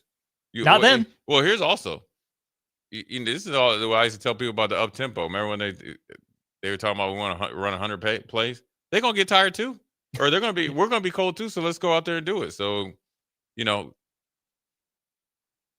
don't worry about what USC does. Worry about what we do, and if we do what we need to do, we'll be just fine. That is indeed the truth. He's Jay Foreman, Husker Hall of Famer, 8-year NFL vet. I'm Austin Norman. This puts a bow on hour 1 of Old School. Plenty more coming up. In about half an hour, we will have the list, the official update on who is in town for Nebraska USC with Brian Munson of Husker Online. Till then, we'll talk more Huskers next. You're listening to Old School with Jay Foreman and Austin Orman. Download the mobile app and listen wherever you are on 93.7 The Ticket and theticketfm.com. Salt Mine City is your go-to brewery in the Haymarket for craft beers and great food. Enjoy a full menu of great items daily for lunch and dinner, like their Big Fatty 7-ounce hamburger or a Reuben sandwich served on Blackstone rye bread. And don't forget their beef or chicken nachos with guacamole, sour cream, jalapenos, and more. Wash it down with one of their 12 beers on tap, including the popular Single Axle Light American Lager. Salt Mine City, now open 2 p.m. Monday through Thursday and 11 a.m. Friday through Sunday at 8th and R. Jack Russell of Farm Bureau Financial Services is here to help you protect things that are most important to you. Whether it's your home, your family, or your future, Jack Russell has the proven experience to get the job done while developing authentic relationships with you. Give Jack a call today at 402-421-9100. Again, that's 402-421-9100. Or visit one of his 2 locations in Lincoln or Seward and learn how you can excel in the complicated world of insurance. Jack Russell of Farm Bureau Financial Services, a trusted and well-respected representative since 1999. This is Lincoln's home for sports talk on the FM dial. Also online at theticketfm.com. On the internet, KNTK FM Firth, 93.7 The Ticket. Are you afraid of the dark? Add a little light to your bite with a Raising Cane's glow-in-the-dark Halloween cup and enjoy a beverage while supplies last. Happy Halloween from Raising Cane's. One love. Things that impair you come in many different shapes and sizes. Some are the shape of beer and liquor bottles. Others look like cigarettes but aren't cigarettes at all. These are the things we know impair us, the things our parents warned us about. What we're not always aware of is our new prescription, or the over-the-counter medicine we picked up just for allergies or a bad cold. See, it doesn't just matter how much of a substance you take. If you are impaired, driving is deceptively dangerous. Don't drive impaired. Paid for by the NDOT Highway Safety Office. Yesterday, your water heater worked just fine. Today, surprise! When you're out of hot water, just call the plumbers at Bryant. In most cases, you can get same-day water heater replacement. What you won't get is a costly surprise with the bill. At Bryant, the price you're quoted is the price you'll pay. No last-minute extras for piping or ventilation alterations. Need a new water heater? Just call Bryant, 467-1111. Bryant Air Conditioning, Heating, Electrical, and Plumbing. We do whatever it takes. Midwest Bank is hosting our annual Thanksgiving food drive, partnering with local Lincoln schools to provide Thanksgiving dinners to families in need. We hope to provide meals for more than 120 families in our community this year. You can help by dropping off a donation at either Midwest Bank location, 7001 Pioneers Boulevard or 2655 Jamie Lane. Any donation is greatly appreciated. Your community, your bank, Midwest Bank, member FDIC. All right, Lincoln, if you're a diesel technician who's ready to earn up to $40 an hour and you're tired of working nights and weekends, listen up. Inland Truck Parts and Service is hiring experienced diesel technicians right here in Lincoln, and they're offering what every hardworking tech wants. Monday through Friday hours, no nights, no weekends, and paid training on advanced diesel technology. With 37 locations across 12 states, career advancement opportunities are endless. Start building towards your future and apply today at inlandtruck.com. That's inlandtruck.com. Or text APPLY to 785-369-1320. The temperature and leaves are falling daily, so that means it's time for a new pair of shoes for the fall season from Brown's Shoe Fit. Now through October 31st, take $15 off any regularly priced fall shoes and boots. Brands like Keen, Oboz, Echo, Taos, and Atrex all $15 off. Some exclusions may apply. See store for details. This is the sale you've all been waiting for, so get down to Brown's Shoe Fit on 66th and Q. Did you know that deer collisions are covered under the comprehensive portion of your car insurance? That means, like with hail damage or vandalism, since they are out of your control, they don't usually raise your insurance rates. And that's a good thing, since most deer don't carry liability insurance. At Eustace Body Shop, we fixed all kinds of animal collision damage, from cows to raccoons, bobcats, and even turkeys. We can't do much for the animal, but we can get your car back on all fours and looking like new again. The most recommended Eustace Body Shop. That's who we are.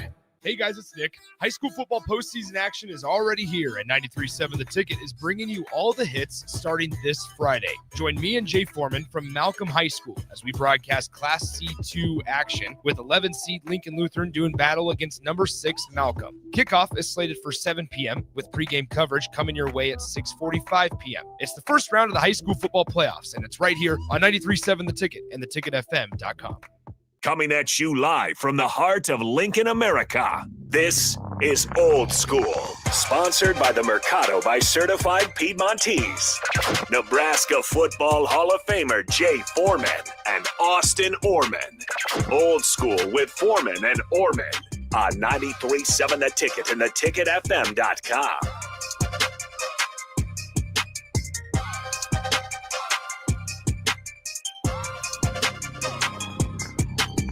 That's right. Welcome in. It is hour 2 of Old School here, 93.7 The Ticket and theticketfm.com. Jay Foreman out momentarily handling some business. That's all right. You're stuck with me, Austin Orman, for most of the next hour. 402-464-5685. Would love to have your thoughts on Nebraska men's basketball's showings in the 2 exhibition games. Haven't really had much of a chance to talk about that with everything going on and the schedule the way it is. So we're going to do that now for this first segment, next 15, 20 minutes or so. then we'll have that conversation with Brian Munson of Husker Online coming up. Should be a huge recruiting weekend for Nebraska football against USC. But again, 402-464-5685. Your thoughts on Nebraska men's basketball from its 2 exhibition performances. Overall, I was relatively impressed with Nebraska in the 2 games. The first one, of course, was the 1.90-89 win over BYU in front of what was basically a sellout crowd. Nebraska was down by 4 at the half and then won the second half by 5. Nebraska allowed 50 points to BYU in the first 20 minutes, tightened that up to 39 in the second half, which is still a lot of points allowed, but it showed you that Nebraska is able to hang in a shootout. Of course, the normal caveats of it's an exhibition apply. You look at Rob Wright III only playing in the first half for BYU, but Nebraska found a way to win. Nebraska shot extremely well from 3 that day. I mean, 16 of 34, 47% on the day. Of course, that was paced by Rink Mast, who made 7 of those 3-pointers by himself. Bryce Sanford knocked down a couple. Connor Esigian was 5 of 10 from long range as well. I was more impressed, I think, than most people nationally were with Nebraska. We'll get to that here coming up in a little bit, but I think the return of Rink Mast is obviously huge for Nebraska. We'll lead with that because we have a thought on that from Les Lancaster on our Starter Human Jewelers text line. Having 51 back is going to be huge. Dude is just scrappy. It's funny you say scrappy because that's what you would typically assign as an adjective to Sam Hoiberg, right? Maybe even Braden Frager, who had a fantastic game against Midland in the second exhibition, knocking down 6 3-pointers out of his 12 attempts. I'm not sure Braden Frager is a good college basketball player yet. He's certainly interesting. He certainly plays with his hair on fire. He's got some learning curve ahead of him. But all right, Braden Frager, I see you. 2 decent performances, right? Didn't exactly fill up the stat sheet against BYU, but the first guy that he was asked to guard was AJ DeBonsa against BYU. And, DeBonsa ended up going for 30. But, I thought Nebraska, for the most part, did a good job of making it relatively tough on him to score. Now, that will be, I think, overall an Achilles heel for this Nebraska men's basketball team are those more athletic scoring type wings. There's a few of them across the Big Ten Conference, right? Some of them you think of in the 3-and-D mold won't scare Nebraska as much. If you think about maybe even like a Chad Baker-Mazara out at USC could be a guy that scares Nebraska in a similar type of mold. That I think was relatively exposed, right? Nebraska always wants to rebound better. But sorry, back to Rink Mast from what OG Les Lancaster was saying. Rink Mast plays about 28 and a half minutes in the first scrimmage, 11 of 15 overall, 7 of 8 from 3 on his way to 31 points. Here's the other important point, though. 3 assists for Rink Mast as well as 5 rebounds. Pretty good first day back at the office officially in game action for Rink Mast against a guy in Keba Keita, extremely athletic rebounder. But what Rink Mast was able to do within the flow of Nebraska's offense was create that separation out there on the perimeter. He took advantage of Staten a couple times, the backup big, but athletic bigs that can move on the perimeter, right? You think about a Coleman Hawkins, even Keba Keita to some degree. When they get up in Rink Mast's grill and they don't give him that space, he's not necessarily quick enough to beat them off the dribble. But what makes him different is that they're not used to seeing a guy like Rink Mast. They were slow on their recoveries. Communication wasn't great. Nebraska did a good job of freezing them in place off the ball, which gave Rink Mast enough space to be open and knock down shots. Rink Mast's second game against Midland, not as big of an impact overall on the stat sheet, 8 points and 7 rebounds, but all of that came in less than 14 minutes of action, which Fred Hoiberg said was a really important piece of the puzzle for them, was getting Rink Mast on the floor, proving he could play a big role in a win against a really good team in BYU, and then get him out there enough to say, yep, he's good, he's warm, he's ready to go for the season, and then put him on ice until Monday against West Georgia. But I did ask Fred Hoiberg because so much of what Rink Mast is able to do revolves around the offensive end. And it's understandable. What he's able to do as a playmaking hub, as a passer, as a sometimes primary ball handler, but more often a secondary or tertiary ball handler, and obviously his ability to shoot the basketball. We know what Rink Mast brings to the table offensively, I did have to ask Fred Hoiberg, though, what about Rinkmast defensively?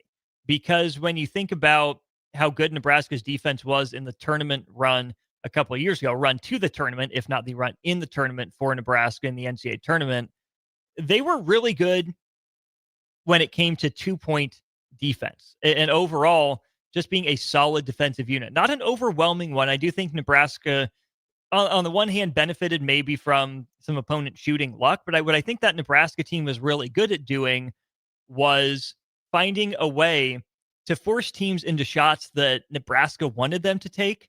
Nebraska's 2-point defense that year was like top 25 in the country good, despite not having the rim protection that you would have thought. You would have thought last year's team, right, with Jawan Gary, with Andrew Morgan, with Bryce Williams maybe, and then especially with Braxton Mia, would have been better at defending the rim, defending twos, but it took a step back. Not that it was awful, not that it was atrocious, not that it was terrible, but Rinkmast anchored a better defense 2 years ago in a lot of respects than Nebraska had last year.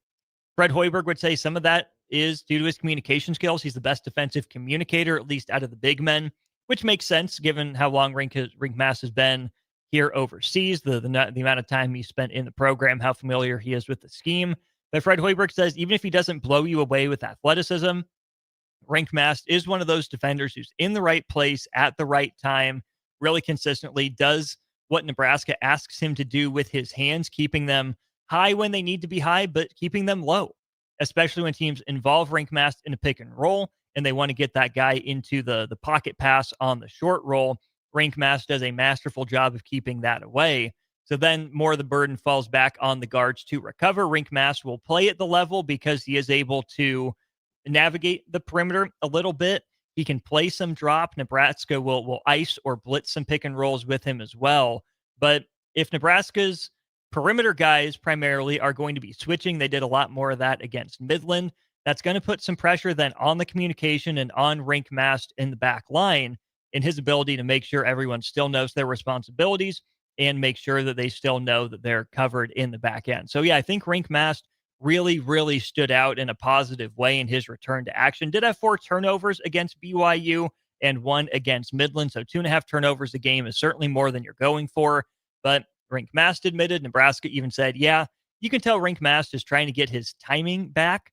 So we'll cut him a little bit of slack on that. We'll see what it looks like for Nebraska when they get into game action coming up on Monday. To our starter, Heyman Jewelers text line for your thoughts on the Nebraska men's basketball team. Dan, appreciate you. Dan from Canopy says, seems like Fred's team this year is more skilled and it has more depth. Go Big Red. Go get those dancing shoes. I'm a little more optimistic on Nebraska's chances and outlook at the NCAA tournament than I think most national sites are, and we'll get to that here in a little bit. It depends on what you mean, I think, by skilled. I would say depth, absolutely, especially in terms of depth of weapons. Consistency from any of these guys, I don't know, but Nebraska should have enough pieces to cobble together a working lineup in pretty much every game it plays. It's not just going to go 6 or 7 deep. But I do think it is important for Nebraska, who should have weapons, who should have, more pieces available to use, to really iron out who that top group of 8 players is, and then use 9 and 10, throughout the course of the non-conference, maybe guy number 11, just to give minutes, right? To get some of that experience, to get the feet wet, all that good stuff. But when you get down to conference play, I'm going to be more and more convicted in this, just from the way I heard Ben McCollum and Matt Painter talk at Big Ten Media Days was, yeah, it's good to have depth. Yeah, there are times that you need it. But what you really want are your 5 best players on the floor as often as you can have them out there. Now, of course, best could fluctuate from matchup to matchup. Sometimes you need a bigger lineup. Sometimes you need a smaller one. Sometimes you need a more athletic lineup. Sometimes you need a better shooting lineup, a better ball handling lineup. I completely understand that. But it's going to be really important for Nebraska, I think, to identify that core rotation, right? The starters, the bench, and then figure out who the deep bench is. And it might mean some tough cuts, right? Guys playing even fewer minutes than they anticipated coming into the year. And I think that's going to play out really in the backcourt. In the front court, it's going to be a lot of Rinkmast and Berke Boyuktanjel, at least to begin.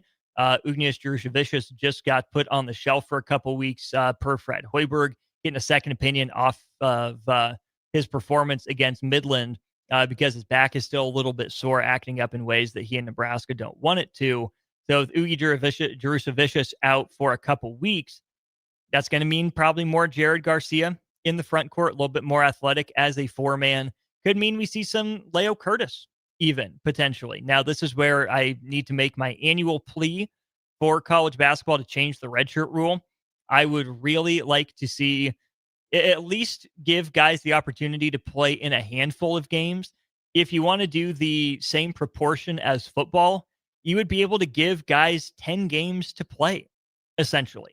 In a 31 or 32 game schedule like college teams are playing now, if you're going to play in 1/3 of the games, I think you should be allowed to play in 10 of them.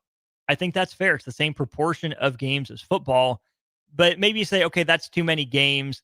Maybe coaches wouldn't even use all those 10 games. Maybe give them 5, right? Maybe say you can play in 3 non-conference games and you can play in 2 conference games without losing your red shirt. I think that would really go a long way. But as important as it is for Nebraska to have depth and be able to withstand things in the front court, I think they're in pretty good shape. The backcourt gets really interesting really quickly. It's been a combination in the backcourt of Price Sanford and Marcus Lawrence have both started both games. Then it went back and forth. The first game, it was Cale Jacobson against BYU, and then Sam Hoiberg got the start against Midland. Then you factor in a guy like Braden Frager, who I still think probably has more backcourt skills than front court skills. He's a 2/3, probably a little bit more of a 3 in terms of his game, maybe a 2 in terms of his size. Kendall Blue, same way, right? More guard skills than forward skills, but in a forward's body. Connor Essegian, what does he look like as a year 2 transfer under Fred Hoiberg? I mean, right there, you're at 8-9 guys between the front court and the back court. I think you're probably up to 10, in fact.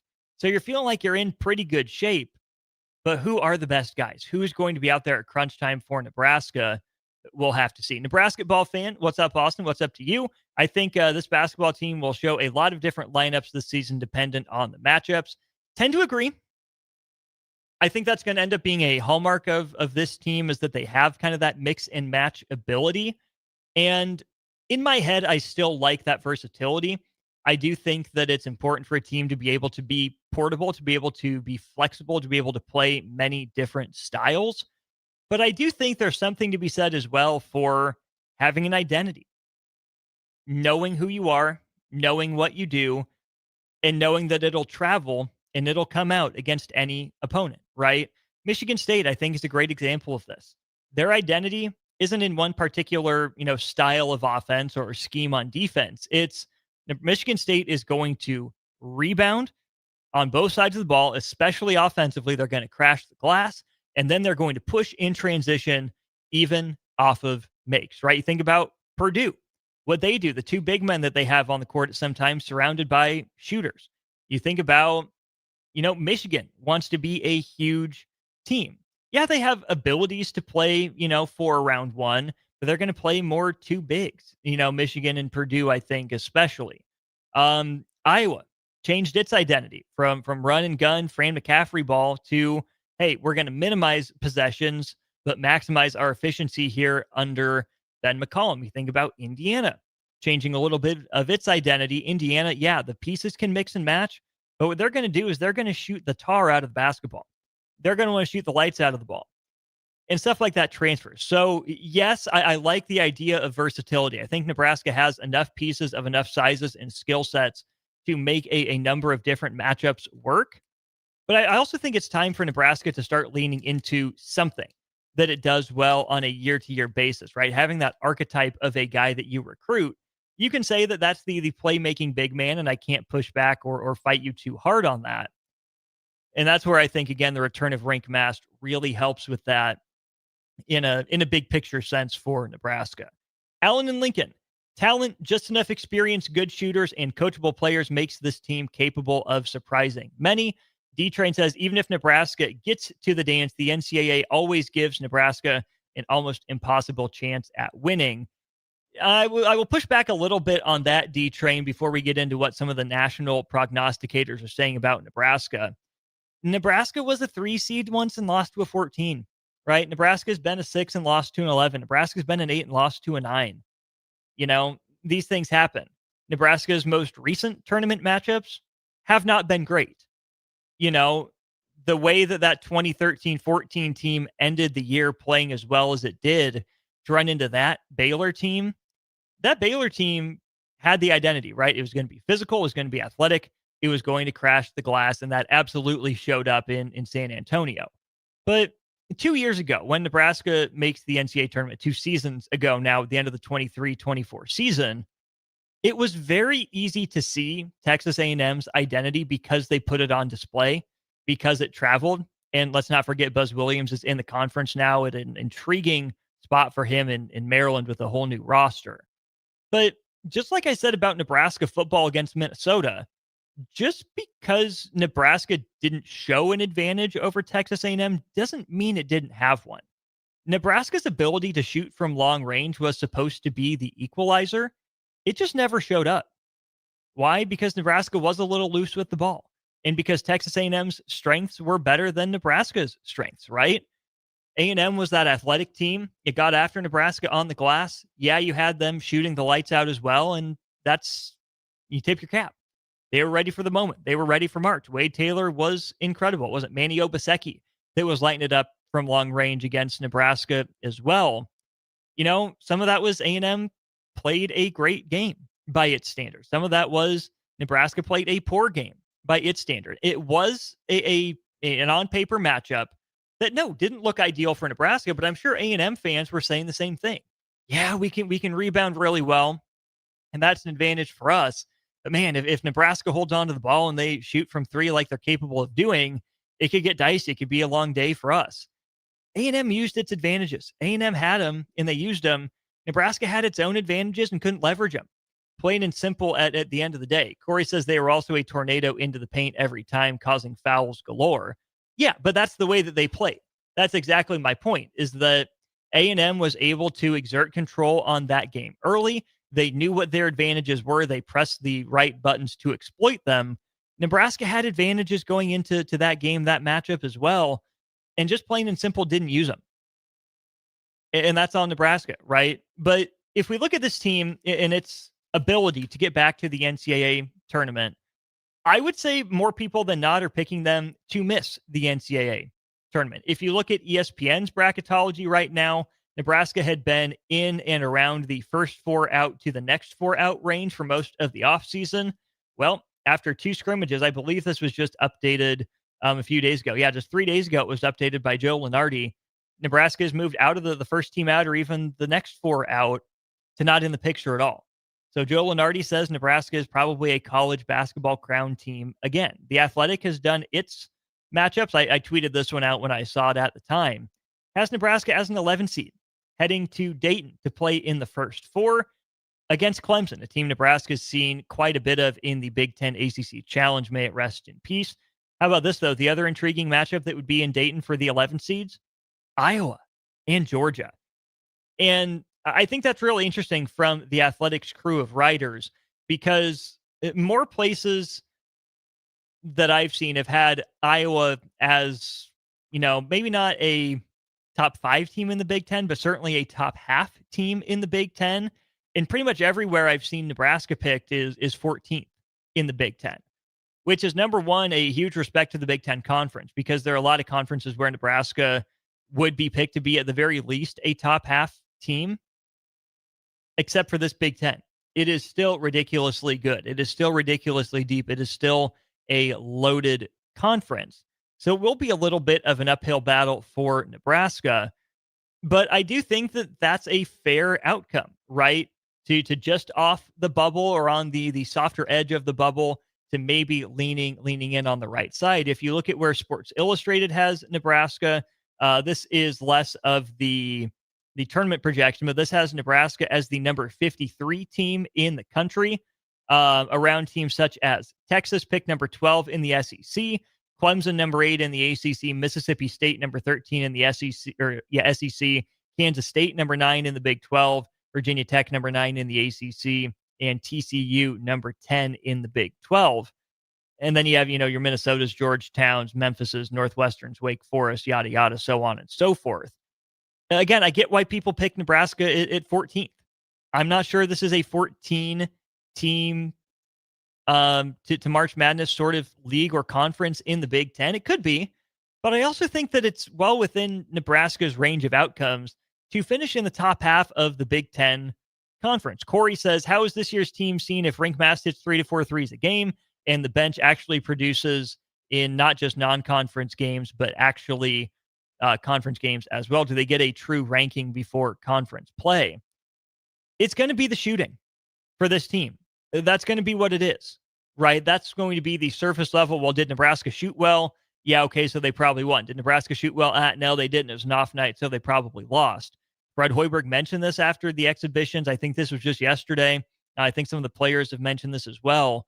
Nebraska's still a team trying to find its identity and figure out ways to win dirty, gritty, gutty, grimy sort of games when the shots aren't falling, which is why they were impressed with their performance in some ways against Midland when the shots weren't falling. It was a disjointed first half for Nebraska against the Warriors before they really turned it on in the second half with primarily bench guys. But even more than shooting, I think it's going to come down to the backcourt. Nebraska has a relatively, I think, stable floor. I don't think this is a team that the bottom drops out of. But the ceiling, I think, will be determined by how good the backcourt can be. Can Sam Hoiberg, Jamarcus Lawrence, Cale Jacobson, Connor Esigian, Kendall Blue, maybe Braden Frager, guys like that, are those ceiling raisers? If those are difference makers that are able to get into the paint, that are able to spray it out to these shooters open for threes, Nebraska's going to have a chance. But if those guys struggle to take other teams off the dribble, if they're not able to take advantage of other teams overplaying passing lanes and finish at the rim, then Nebraska's going to struggle.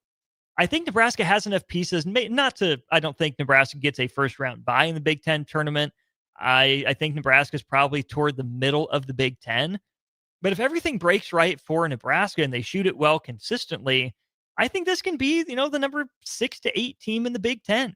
I think 8 to 12 is probably most likely for this group, but I don't think that anything is necessarily off the table. So Sports Illustrated has Nebraska at number 53 nationally. CBS Sports has Nebraska at number 59. That's a little bit low for my ranking. I would have Nebraska a little bit closer to 50 than I would to 60, maybe even, a borderline top 50 team. But again, the strengths are the shooting, are the versatility, are what we believe to be the depth. And I do think that Fred Hoiberg on net is a positive, is a strength, is additive for Nebraska. The question marks come in the backcourt and with the defense, and tangentially with that, the rebounding. Either way, should be a wildly fascinating year for this Nebraska men's basketball team. They tip it up for the first time officially against West Georgia.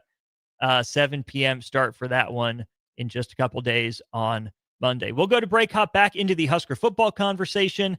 Recruiting. Brian Munson of Husker Online joins us, tells us who is on the visitor list for Nebraska and USC. That's next on Old School. Watch Old School live on Facebook, YouTube, or Twitch. Old School with Foreman and Orman on 93.7 The Ticket and theticketfm.com. All right, Lincoln, if you're a diesel technician who's ready to earn up to $40 an hour and you're tired of working nights and weekends, listen up. Inland Truck Parts and Service is hiring experienced diesel technicians right here in Lincoln, and they're offering what every hardworking tech wants. Monday through Friday hours, no nights, no weekends, and paid training on advanced diesel technology. With 37 locations across 12 states, career advancement opportunities are endless. Start building towards your future and apply today at inlandtruck.com. That's inlandtruck.com. Or text APPLY to 785-369-1320. Are you afraid of the dark? Added a delight to your bite with a Raising Cane's glow-in-the-dark Halloween cup and enjoy a beverage while supplies last. Happy Halloween from Raising Cane's. One love. Jack Russell of Farm Bureau Financial Services is here to help you protect things that are most important to you. Whether it's your home, your family, or your future, Jack Russell has the proven experience to get the job done while developing authentic relationships with you. Give Jack a call today at 402-421-9100. Again, that's 402-421-9100. Or visit one of his 2 locations in Lincoln or Seward and learn how you can excel in the complicated world of insurance. Jack Russell of Farm Bureau Financial Services, a trusted and well-respected representative since 1999. If one of the things running through your mind as a business owner is the recurring worry of possible cyber attacks, you can let out a sigh of relief. Hamilton Business Technologies has you covered. As the official business IT partner of the Huskers, we offer real-time threat monitoring, advanced security protocols, and more to keep your data safe from harm. We care about the success of Nebraska businesses and communities like yours. Learn how we can help you at hamiltonisbusiness.com. Are you looking to upgrade your equipment and keep cash in your pocket? Through October at Landmark Implement, get up to a 24-month waiver on select John Deere tractors and combines, or lock in a 2.9% fixed rate for 36 months, followed by a qualified standard rate for another 36 months. Whether you're thinking of this year's harvest or planning ahead, we've got a solution that works for your bottom line. Visit your local Landmark Implement for more details, or check us out at landmarkimp.com and experience the Landmark difference. Salt Mine City is your go-to brewery and the Haymarket for craft beers and great food. Enjoy a full menu of great items daily for lunch and dinner, like their Big Fatty 7-ounce hamburger or a Reuben sandwich served on Blackstone rye bread. And don't forget their beef or chicken nachos with guacamole, sour cream, jalapenos, and more. Wash it down with one of their 12 beers on tap, including the popular Single Axle Light American Lager. Salt Mine City, now open 2 p.m. Monday through Thursday and 11 a.m. Friday through Sunday at 8th and R. Yesterday, your water heater worked just fine. Today, surprise! When you're out of hot water, just call the plumbers at Bryant. In most cases, you can get same-day water heater replacement. What you won't get is a costly surprise with the bill. At Bryant, the price you're quoted is the price you'll pay. No last-minute extras for piping or ventilation alterations. Need a new water heater? Just call Bryant, 467-1111. Bryant Air Conditioning, Heating, Electrical, and Plumbing. We do whatever it takes. If you're seeking a career with a growing company, Gaina Trucking and Excavating is hiring and looking for additions to their team. Gaina Trucking has a strong team culture, competitive pay, 401ks, and benefits like health, dental, and vision. Drivers are guaranteed 40 hours per week, even in the winter months, and are home every night. Start your career today at Gaina Trucking and Excavating. Apply today at GainaTrucking.com. Back to old school with Foreman and Orman on 93.7 The Ticket and theticketfm.com. That's right. Welcome back in. It is old school on The Ticket. Austin Orman here. We're headed to our Aloe Fiber VIP line. Aloe Fiber is where they understand the importance of exceptional service with local heart. It's a little late, but that's all right. A little late in the week, I should say. But we still welcome in our recruiting insider with Husker Online, Mr. Brian Munson. Brian, it is chilly up here in the 402. We got hit by a blast of cold air. Don't know what happened. Came out of nowhere. All the plants in my backyard are dead, but that's all right. It's football weather up here. How are things in your neck of the woods? It got chilly down here, too. I mean, chilly is very relative term down here. Yeah. So, I mean, I think overnight low Monday morning was probably in the 50s. I mean, it's cooled down considerably. I mean, it was 80s last weekend, pretty much across the board. But then Monday we got a real bad cool down, and I've been waiting for it. I mean, it's been pretty uncomfortable sitting underneath the lights on Friday night. Still been too warm. But tonight we are bundling up for the game tonight. So looking forward to it. But a little chilly down here, but not quite as badly as what you guys have got. Let me see in how cheesy a way I can make this transition. It might be cooling down outside, but recruiting is heating up in Lincoln. How was that? Nice. No, that's a very that's a good statement. I think that it's going to be an interesting weekend again. This is probably Nebraska's biggest weekend of the fall. I think that Nebraska, is going to benefit from several things this weekend.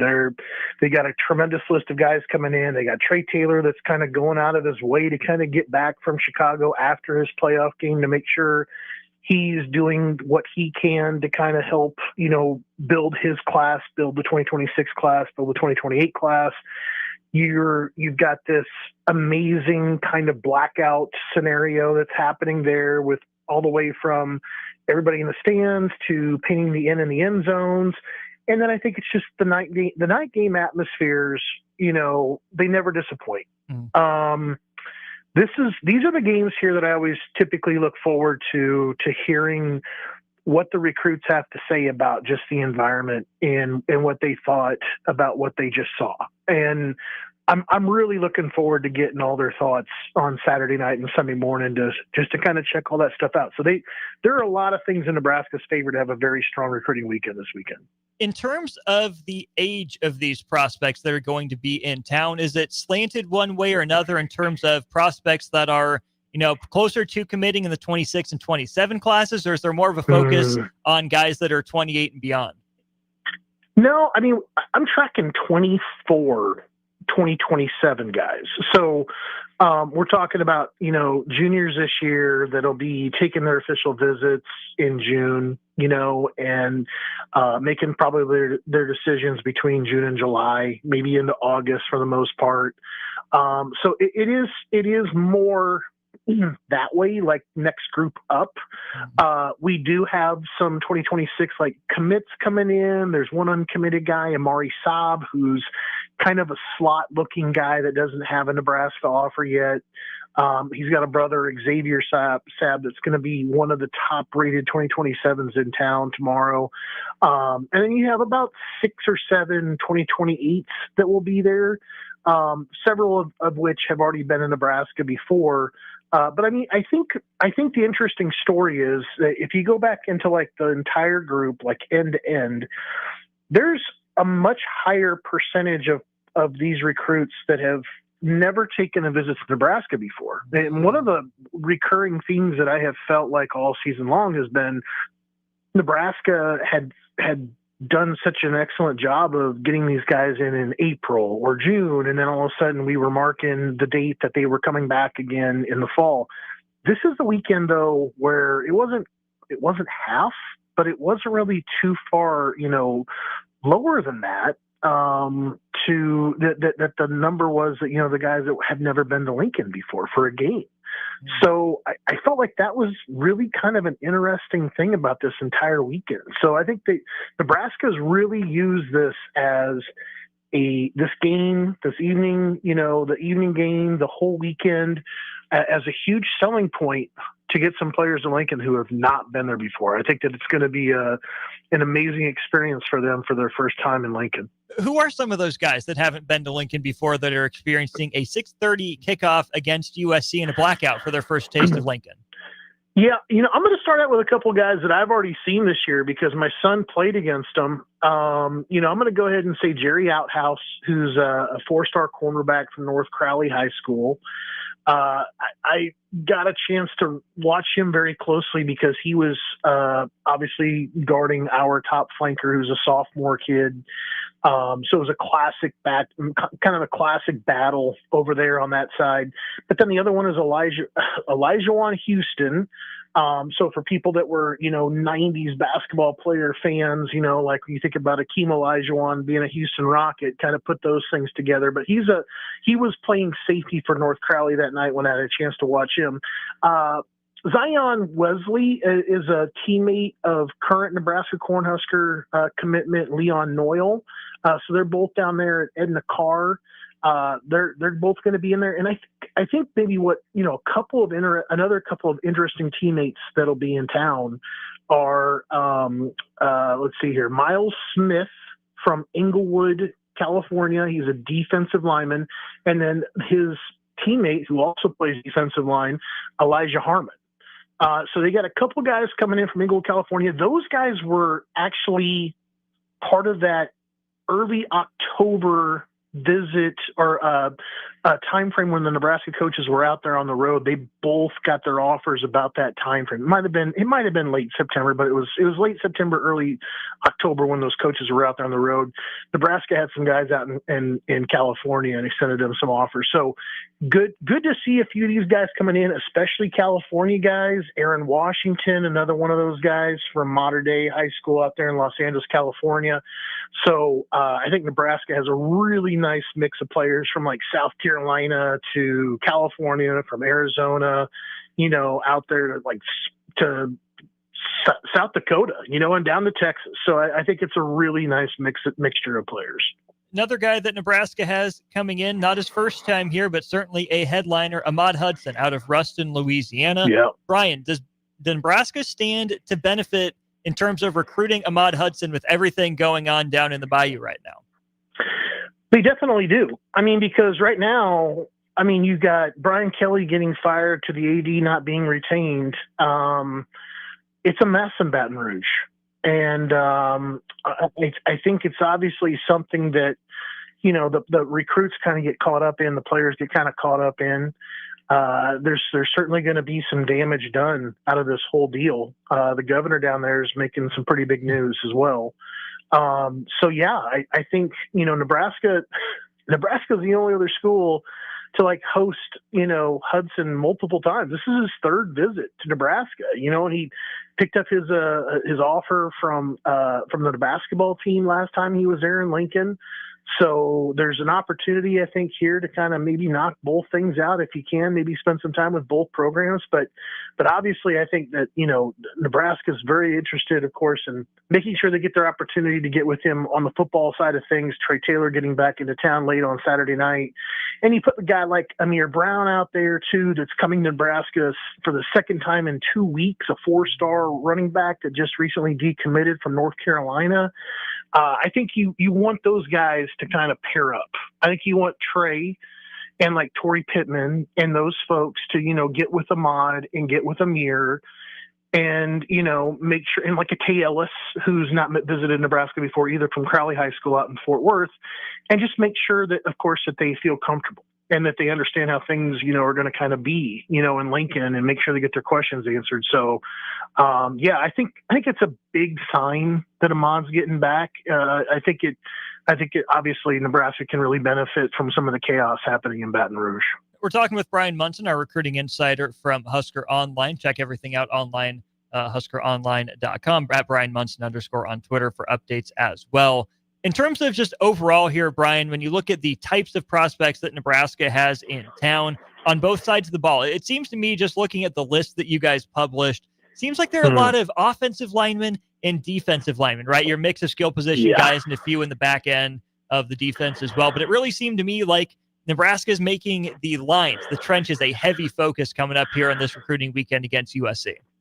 I would definitely agree with that. I mean, obviously the skill position guys are hard to overlook, like with Hudson and Sab and you know, other guys out there like, you know, Cooper Terwilliger, who we had not mentioned before, who I think Nebraska's in a really good spot for, or Trey Harrelson from Tyler, Texas. But you get a chance now to like start talking about the offensive lineman like Jake Hildebrand coming back from, you know, Chandler, Arizona for, you know, another visit, which he didn't even know back in September if he was going to get back to Nebraska. So I think it says a lot to, like, you know, be able to bring a guy like that back. But I mean, you got Braylon Mills coming in from Warner Robins, Georgia. I mentioned Wesley before from New Orleans, Ryan Robbins from St. Clair, Pennsylvania. I mean, there are a lot of guys coming in. I think the trenches is a really good emphasis for what's going on this weekend. And I think, though, there are some skill position guys, obviously, too, that Trey's going to be very interested in making sure he makes an impression on and tries to get him to Lincoln with him. The other big news of the week here in Huskerville, Brian, was the 2 years added to the contract for Matt Rhule, a 2-year extension that he signed. Does that make a difference in recruiting, right? We know about the lame duck year, where if a guy doesn't have an extension heading into his last year, that's never a good look. But 2032 is a long ways away. It really doesn't affect any of these guys that Nebraska is going to have on campus, at least not the next couple classes.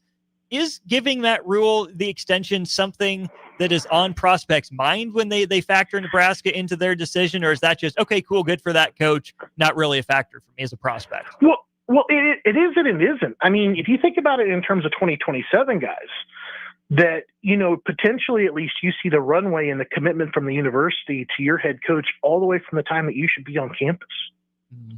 So if you think about it in terms of like if you're Trey Taylor and you're wondering whether or not you're going to have the same head coach your entire time there at Nebraska, well, the only thing that the AD and the university can do for you is make sure that he has a contract through the time in which, you know, you probably would end up graduating or being gone from Nebraska, you know, by that point anyway. And they have that. They have that now to kind of go back. I mean, I think that this is something that I don't know if the recruits are going to care about it as much, maybe potentially as the parents. I think the parents get kind of caught up in this whole thing where, the son doesn't feel like they're going to get their opportunity and they need to go ahead and make a move, and they do the portal. Well, then guess who's helping everybody out? The parents are helping move the kids around.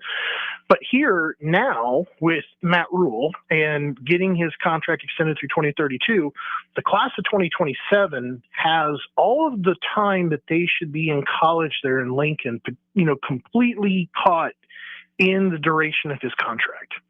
And I think that would be a selling point that I would try to use on those recruits. Like, you don't know who you're going to be going and playing with, next year if you go to this school, but I'm going to be here the entire time, based on my contract, if you came here to Nebraska. I think that's absolutely a sellable angle or pitch that you can go ahead and give to those recruits this weekend.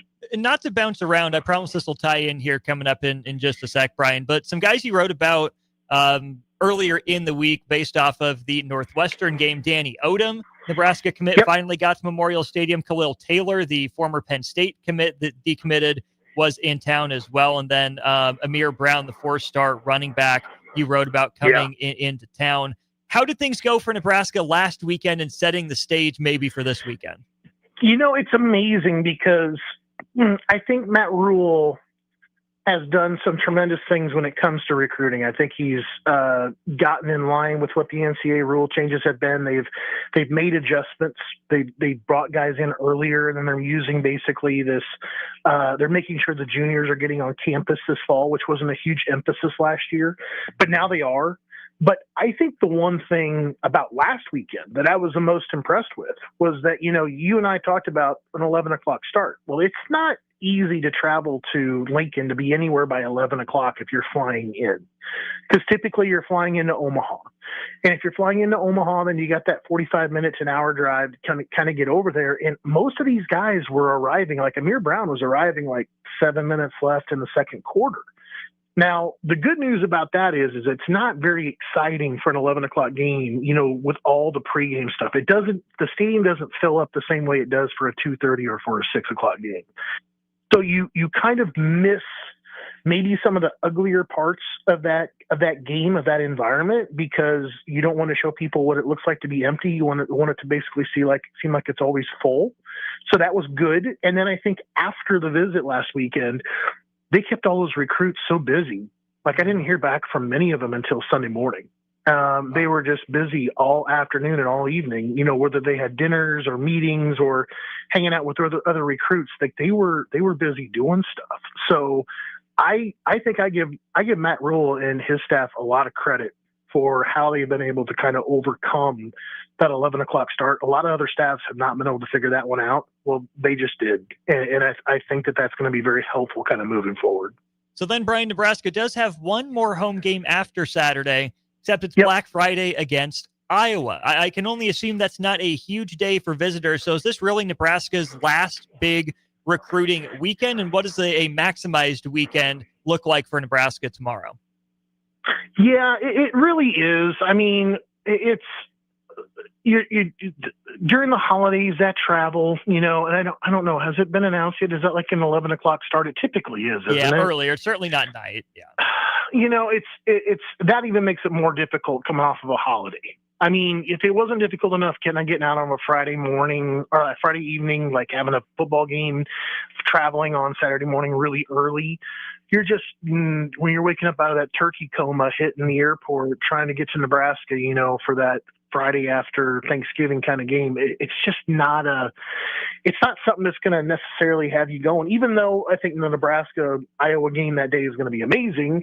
I just don't think it's going to be something that Nebraska is going to be able to plan a huge stake with a bunch of recruits. But I think this weekend is one of, if not the biggest recruiting weekends I've ever covered.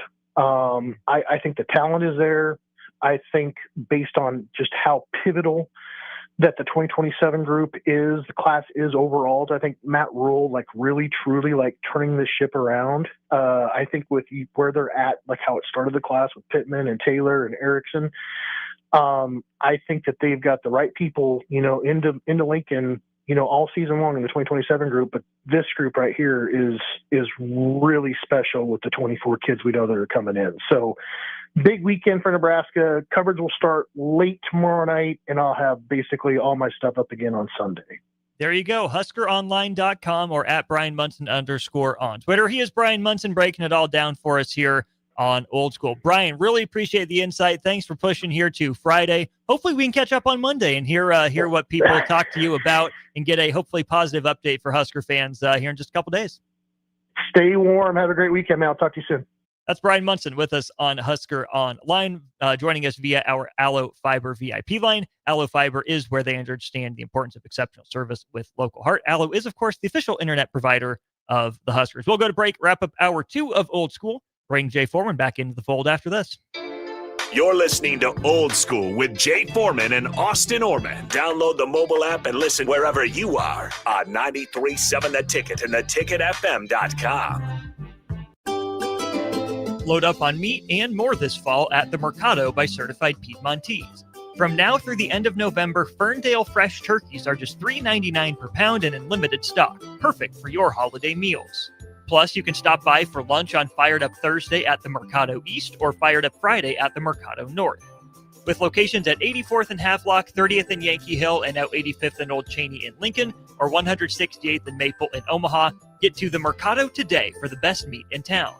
Are you looking to upgrade your equipment and keep cash in your pocket? Through October at Landmark Implement, get up to a 24-month waiver on select John Deere tractors and combines. Or lock in a 2.9% fixed rate for 36 months, followed by a qualified standard rate for another 36 months. Whether you're thinking of this year's harvest or planning ahead, we've got a solution that works for your bottom line. Visit your local Landmark Implement for more details or check us out at landmarkimp.com and experience the Landmark difference. At Fairway Meat Market, you're family. And as part of the family, they want to save you money on your meat and groceries. Now, through November 2nd, enjoy USDA Choice 8-ounce bacon-wrapped sirloins for $5.99 each. And fresh-cut chicken wings, $2.99 per pound. Plus, on Friday and Saturday, enjoy a 2-day sale of USDA Choice Rump Roast, $5.88 per pound, and Farmland Bacon, $4.99 per 16-ounce package. That's all at Fairway Meat Market in the Rockledge Square Shopping Center, just south of 84th and Van Dorn.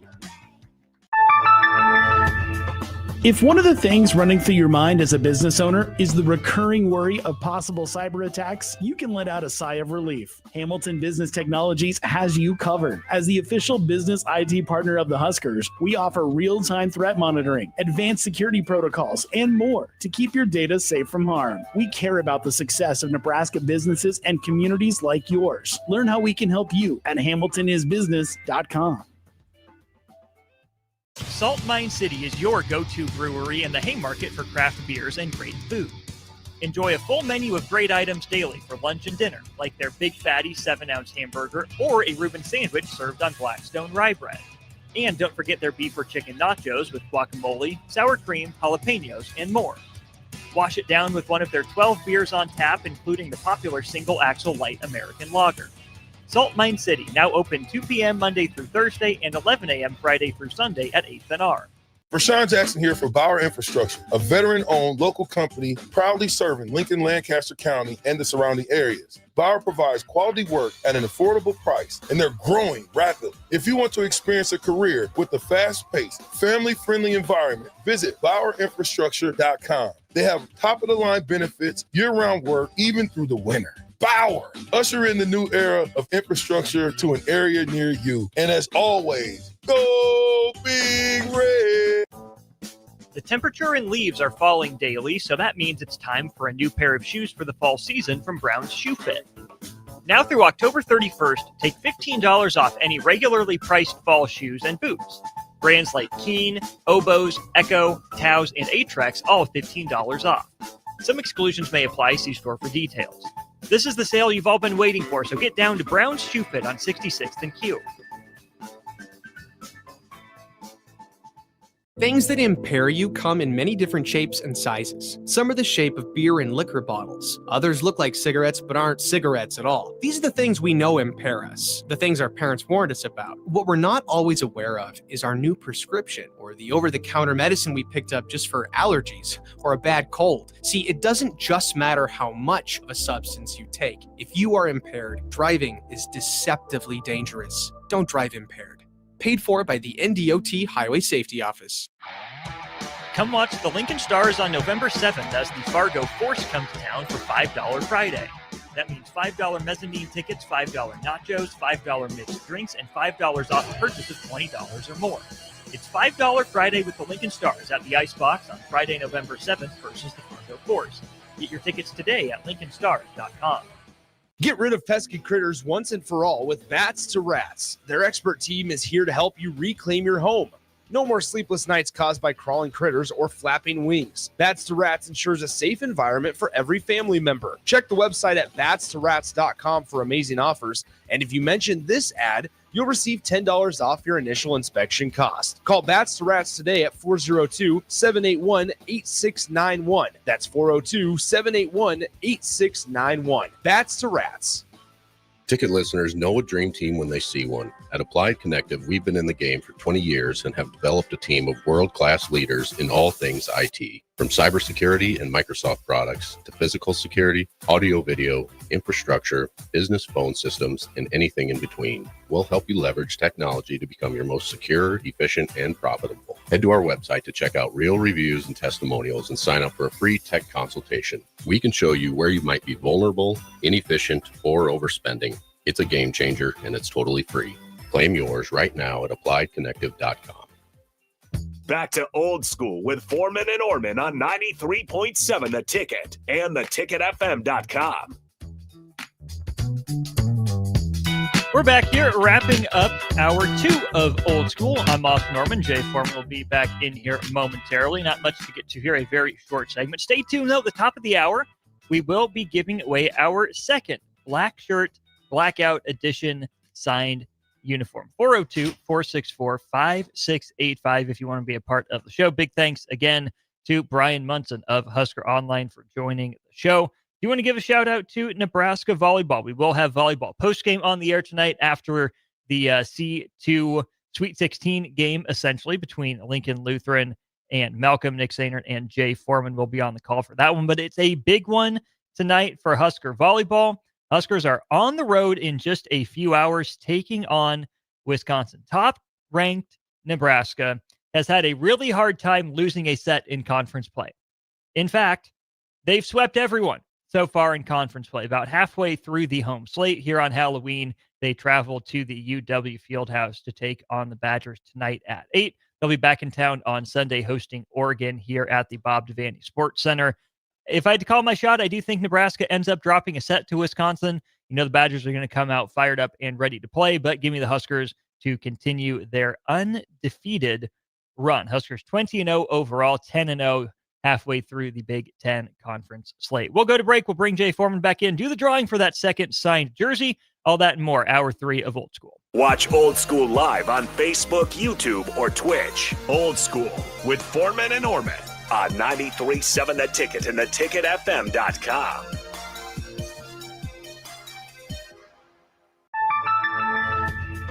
If one of the things running through your mind as a business owner is the recurring worry of possible cyber attacks, you can let out a sigh of relief. Hamilton Business Technologies has you covered. As the official business IT partner of the Huskers, we offer real-time threat monitoring, advanced security protocols, and more to keep your data safe from harm. We care about the success of Nebraska businesses and communities like yours. Learn how we can help you at hamiltonisbusiness.com. Things that impair you come in many different shapes and sizes. Some are the shape of beer and liquor bottles. Others look like cigarettes but aren't cigarettes at all. These are the things we know impair us, the things our parents warned us about. What we're not always aware of is our new prescription, or the over-the-counter medicine we picked up just for allergies or a bad cold. See, it doesn't just matter how much of a substance you take. If you are impaired, driving is deceptively dangerous. Don't drive impaired. Paid for by the NDOT Highway Safety Office. Are you looking for an exciting new way to put your skills to work? Explore new career options in the fintech industry at Currency, a Sandhills Global company. We offer full-time positions in financial sales, compliance, operations, and other fields. We also offer a 4.5-day work week, an attractive benefits package, and opportunities for advancement. Put your motivation to work and grow with us at Currency. Visit gocurrency.com/careers to learn more.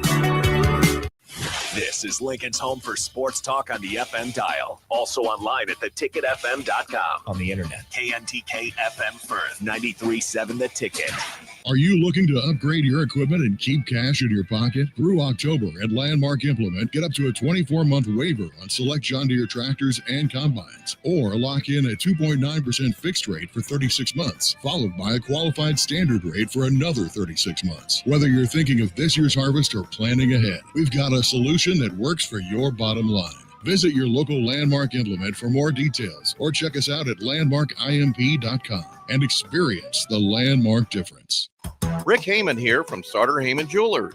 I want to personally thank our great customers for voting us once again the best of Lincoln. At the same time, we're celebrating our 120th year in business in the great state of Nebraska. You can count on Sauter Heyman for the very best quality, value, and customer service. When it comes to your jewelry needs, visit us at South Point, Grand Island, and the Outlet in downtown Lincoln. Visit us today at sauterheyman.com, and thank you for your continued trust after all these years. MWR is dedicated to building attractive, affordable steel buildings that exceed your expectations. From commercial to residential to agriculture storage, steel buildings are cost-effective, attractive, and versatile. Plus, they're a lasting investment and an ideal choice. MWR uses Sentinel Building Systems out of Albion and can service you all over the state and region. If you have interest in a steel building, post-frame building, or fencing, give MWR a call today at 402-980-5273 or go to mwrbuildingandfence.com. Big box stores are tempting for buying equipment for your high schooler in sports or for yourself in your sports leisures. But buying new is awfully expensive. Why not go somewhere with new and used options? Play It Again Sports has quality, slightly to gently used equipment, and 50% of their inventory is actually new equipment. And it's more than baseball, softball, and golf. They also have equipment for disc golf, fitness, hockey, and more. Plus, they're always buying products. Bring your gear you're done with and get trade money on the spot. Play It Again Sports at 48th and Vine. Have you heard about Advanced Medical Imaging Surgery Center? Located at 7555 Pioneers Boulevard, Advanced Medical Imaging Surgery Center offers compassionate, patient-focused care and provides outpatient surgery services, making it possible to have non-emergency surgery and return home the same day. Advanced Medical Imaging Surgery Center specializes in cardiology, vascular radiology, orthopedics, pain management, and much, much more. Give them a call today at 402-261-1085 or online at amimaging.com. Coming at you live from the heart of Lincoln, America. This is Old School, sponsored by the Mercado by Certified Piedmontese. Nebraska Football Hall of Famer Jay Foreman and Austin Orman. Old School with Foreman and Orman on 93.7 The Ticket and theticketfm.com.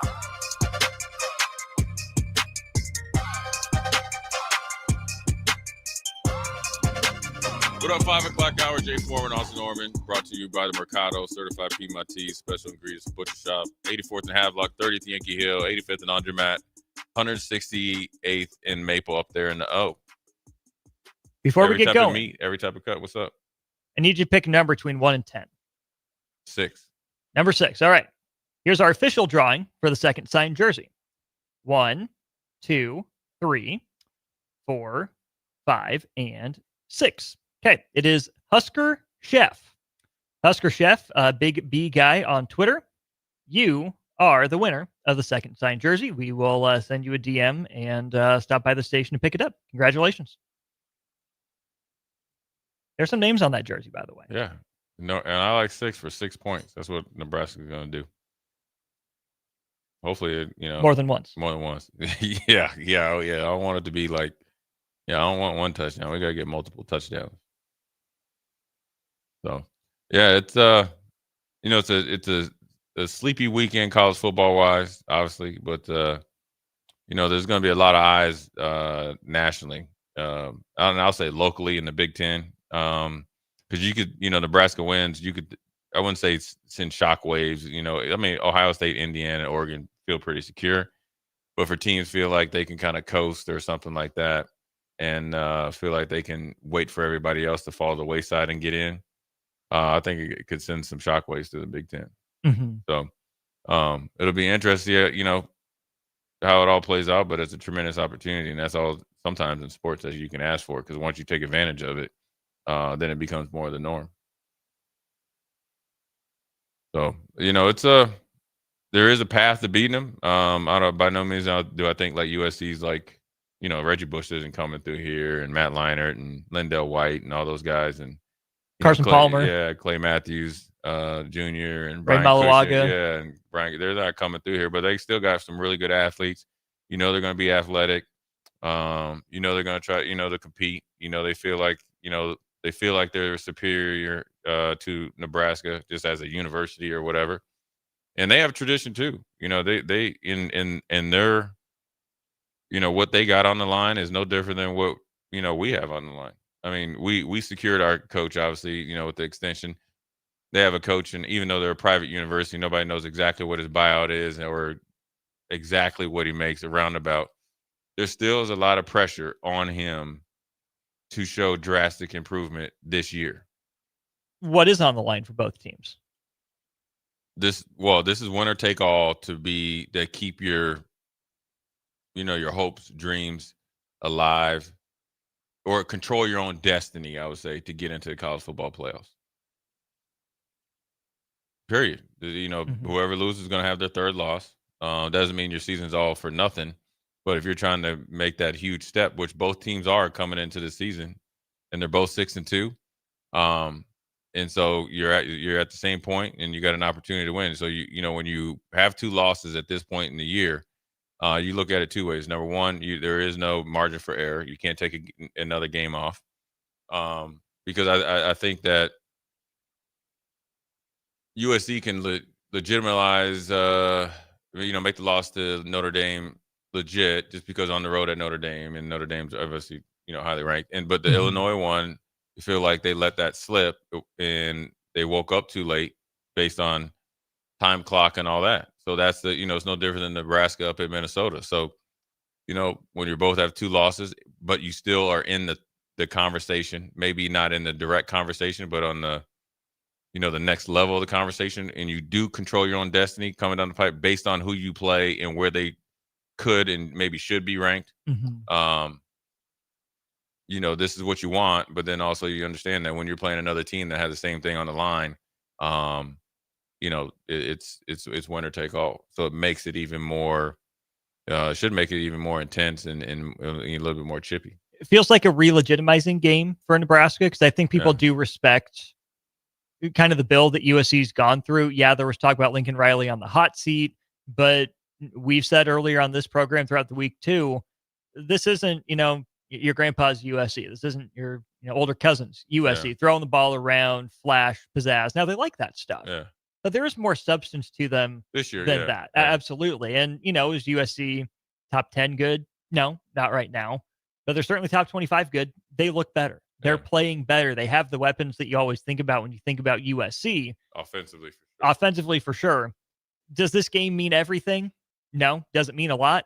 Absolutely. Yeah, it means a lot to both, and it's both are trying to re-legitimize themselves. USC might be a little bit of a step ahead. Just look, Lincoln Riley's been there longer, but I think Nebraska probably is in the same position where they are this year, and both are going to battle it out. Both of them have showed at times that they both have been ranked, at certain times, and then sometimes you look like you're not, and now you Nebraska was able to, obviously become bowl eligible.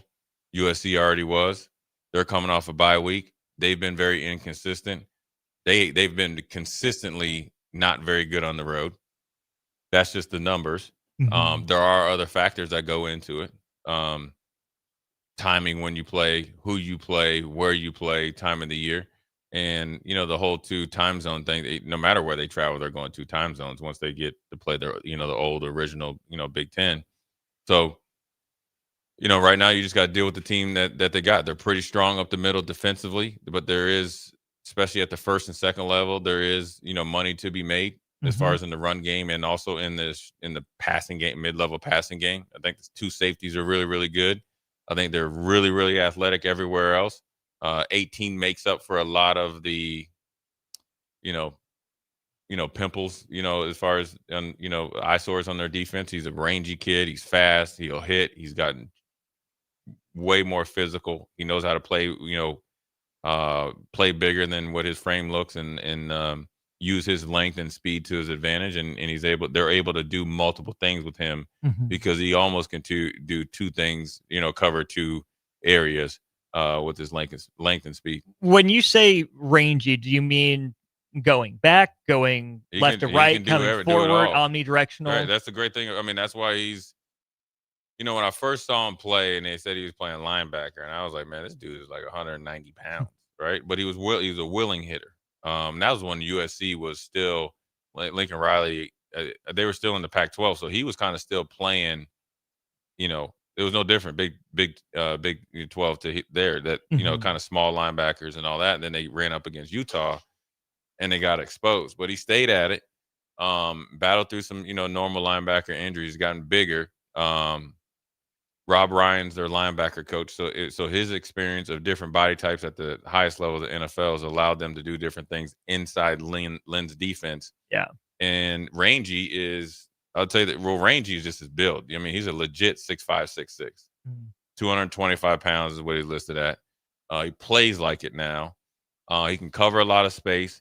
He can close, from, top down out of his break. He can tackle in space. He can blitz. He can cover. So he's a guy you just got to – he's like was it Isaiah Simmons a few years ago with Clemson? Interesting. Yeah. Okay. Now, yeah. Isaiah was actually maybe a better athlete because he was like 6'3", 235, 40. So he was doing some of the – yeah. He was doing some of the same things Gentry's doing, but he's just a little bit bulkier. Now, I will say this. Isaiah Simmons is not playing in the NFL right now. So former Nebraska target, Isaiah Simmons, by the way. Yeah, it was probably the former Nebraska miss. Well, dang. Yeah. That's but that's all. But with Gentry, I think when you're struggling technique and fundamental wise up front, you have a guy that can make something happen. He also covers for those two other linebackers, 23 and 31.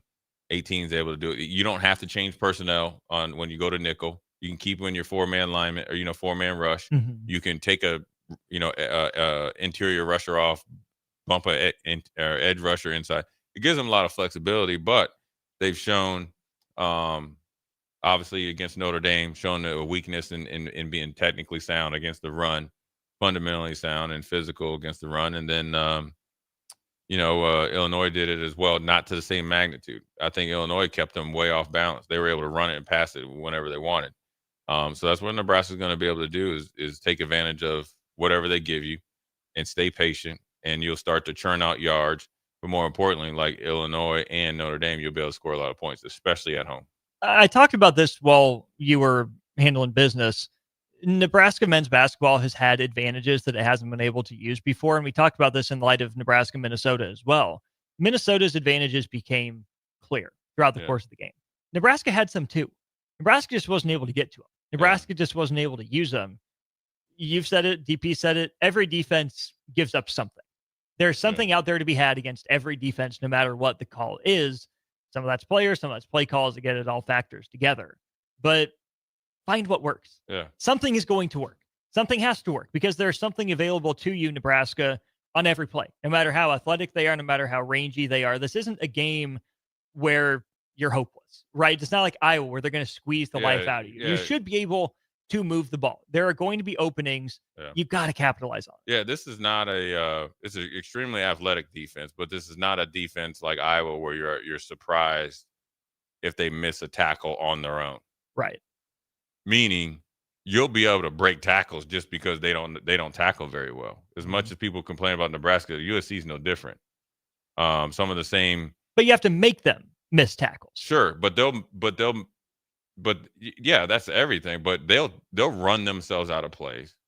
You'll catch a check down and they'll overrun a check down. They won't squeeze the check down with the proper break down, break get to the down outside, and vice force it. in, They won't yeah. do that. They'll have two guys run into each other.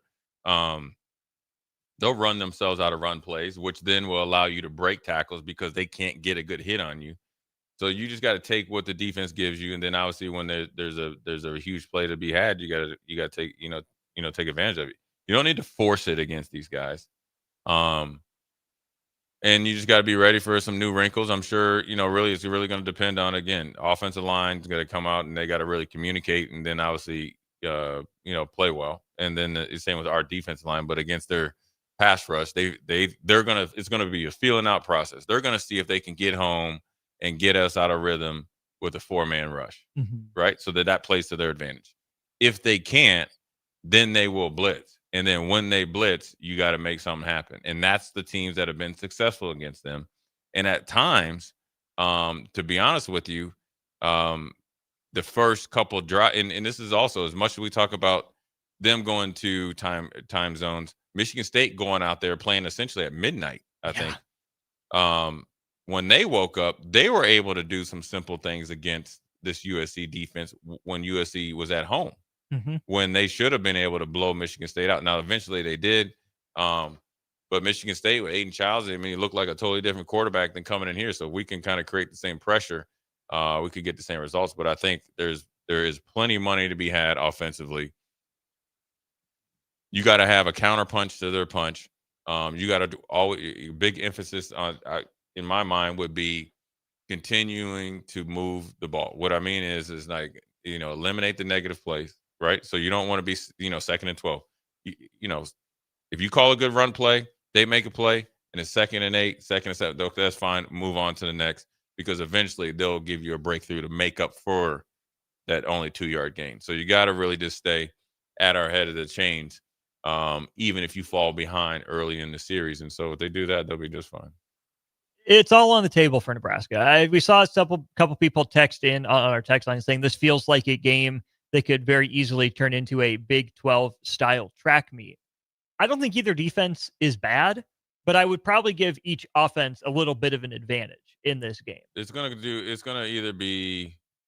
could be one of those things where this game can go several ways. It could be kind of like you have a prize fight and it's heavyweight and it's not a lot of action, and then it gets a lot of action late. It could start out fast, have the lull, and then kind of just play football from there. Or it could just be, star-studded and everybody's trying to, get up and down the field as best possible. But I think even if any of those scenarios happen, 3 different scenarios, at some point in time, you have to make those temporary adjustments that's on the sidelines and obviously in between quarters and all that stuff. And obviously, of course, halftime to weather those storms. You always got to come into a game, obviously, with your game plan, but then also have enough savvy and togetherness to be able to counteract any type of big flow of momentum for USC, or continue ours, or get it back started,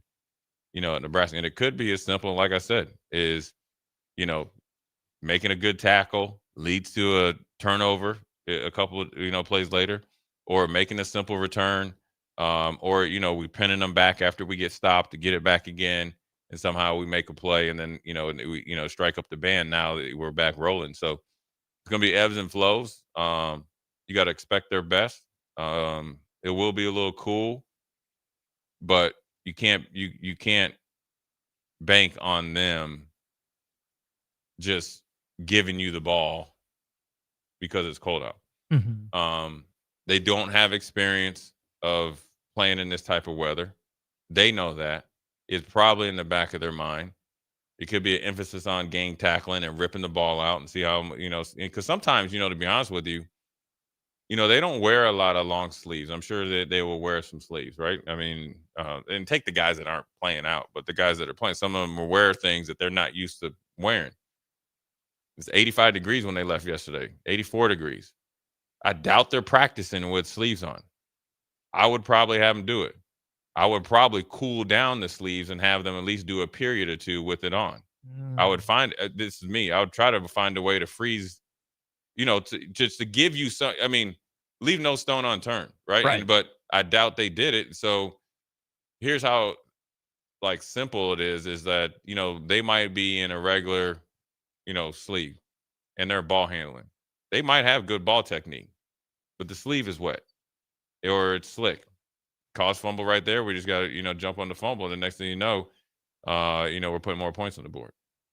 I want to hit on something you said too about everything on the table, elimination game, where little stuff like this matters. Jay, how long has it been since Nebraska has controlled its own destiny to this magnitude in November? You can think about, controlling your own destiny for a bowl game 2 years ago in Matt Rule's first year. But 9-3 was on the table. Yeah. Did never feel like 9-3 was really on the table with that team. Even last year, Nebraska, again, 5-3 entering November. 9-3 was an option. Never really felt like that team was going to get there. You can talk yourself into, I think, with this team, if it plays better, especially if it plays more consistently, you can at least begin to dream, have a little sparkle in your eye about 10-2. Yeah. And I wonder if this team is one that will be able to, whether or not they end up 10-2 is almost beside the point, but be worthy of being in that position. Yeah. Being in position to be in position, as you might say. It's one thing to take the step back and look at it big picture. But I do hope that this team is one that's focused and not letting another opportunity slip against a ranked team. We mentioned going into Michigan, it's not often you get a do-over for like an Illinois game from last year. You had one, weren't able to take advantage. Well, guess what? This is a game in terms of the style of play that should be more up Nebraska's alley, that Nebraska should be more comfortable in. So as much as it might feel like a do-over for Michigan, it's a whole new ballgame. In the short term, in the small picture, huge opportunity. In the big picture, though, it's also a big opportunity. And no, this team hasn't, won or accomplished anything yet. Matt Rule, Troy Danon both said it. Not happy with where the team's at, but pleased at the direction that it's heading. Here's a chance, I think, for Nebraska to, maybe some people would say, get back on track, right, to making that climb. Maybe that's just staying on schedule, is finally beating a ranked opponent. Or maybe for some people, with the way Nebraska's looked this year, maybe this should be jumping the line a little bit. I mean, to me, USC's favored for a reason. I think they're a little bit better across the board than Nebraska. I trust them a little bit more than I do Nebraska. To me, it's an upset if Nebraska wins, but not a huge one. But that's why I'm framing this game as almost gravy. If Nebraska is able to get it, great. They proved that they're able to do something they haven't done. Let's see if they can reset that standard by doing something that hasn't been done in a while. Yeah, I mean, they can knock out a couple, big things if they do it. One, you're able to do it in a high pressure game. There's a lot wrapped into this game outside of being the blackout and all that. That's for like the fans and everybody else. What's really on the line is a lot. You legitimize everything that you've been saying all offseason. You're showing drastic maturity to beat a team that's ranked, but then more importantly, a team that's desperate, right? They're not totally desperate, but they're inching towards desperation. Yeah. Number 4, you're beating a team that really needs this game, right? A coach that really needs a football program that really needs this game. And you're doing it on a big scale throughout all, college football is really showcasing, who you are. You got a ton of recruits in town. It's going to be, the atmosphere should be pretty cool, for them. And then when you play well and win those games, now you're the talk of the town for a while. And then number 6, probably, which is the most important, when you win, you validate it by doing it again the following week, getting rested, and then finishing the season well. You're doing something that nobody's been able to do for a while. And really, the last time Nebraska's had this type of opportunity to play in this type of this type of game, magnitude-wise, like winner take all, probably, get the leg up on USC if there ever comes down to who goes to a bigger bowl. That's bowl money. All that stuff is probably back like when Bo was here and we were going to Big Ten championships. Because you win the Big Ten championship, you go to a better bowl game. Yeah. Because there wasn't any playoffs. There wasn't any playoffs. So it's really, that was the playoff game. You win that, or like. You're going to the Rose Bowl. The year that they lost to Wisconsin was like what 7-5 or something like that, or where Ohio State was suspended and all that. Mhm. And that was a big loss, but with a lot on the line. Probably back then, maybe when we played Miami that year when they came, but Miami was not very good. I think on the surface, you would say maybe Ohio State in 2016. That was when Frost was here? No, 2016. That was the year they went 9-3 in the regular season under Nice Mike. And then we went there? Well, we went to Wisconsin. Just needed one first down to ice it in regulation. Couldn't get it. Wisconsin ties the game and then wins in overtime. And then Ohio State came here the very next week. Now destroyed, right? Yeah, like 62-3. Yeah, so maybe on the surface that's it, but that's why I think I would go back to that previous week against Wisconsin, except that was on the road. Yeah, I think at home it's probably, I would say maybe the Miami game, like realistically winning a big game like this. Oregon to start 2016. They ended up really bad. Yeah, I'd probably say this team is better. USC. Oh yeah. I would probably say when we were in the Big Ten championship. Okay. With like facing a like opponent, not right. Like even though not David versus Goliath. Yeah, right. When Ohio State came in after Wisconsin, you knew. I mean, Ohio State was significantly better. Yeah. That was like peak urban Ohio State too. So but. I mean, yeah, this is it. There's a lot going on now. It doesn't have any, what happened. Past doesn't really have anything to do with the future or right now, but it does. There's a lot going on. Winner take all. Lincoln Riley probably didn't have a very relaxing bye week. Not that he's under pressure, but he's trying to put everything he can in the staff. Sure they took time off, right? They weren't probably recruited, but you got to put everything into a game like this. They are facing the same questions or the same, I guess, thoughts or assumptions with their program as we are. Can you win a big game? He's facing, can you win a road game? A legit road game. Maybe, and so you got to answer the bell in less than 24 hours. Shout out to Zach, who says the 2016 game against Ohio State was there. So that was back-to-back road games for Nebraska. Yeah, that was when Tommy got knocked out, right? Yeah, Tommy had the concussion. Do you know who led Ohio State in all-purpose yards in that game? Fascinating name. Curtis Samuel.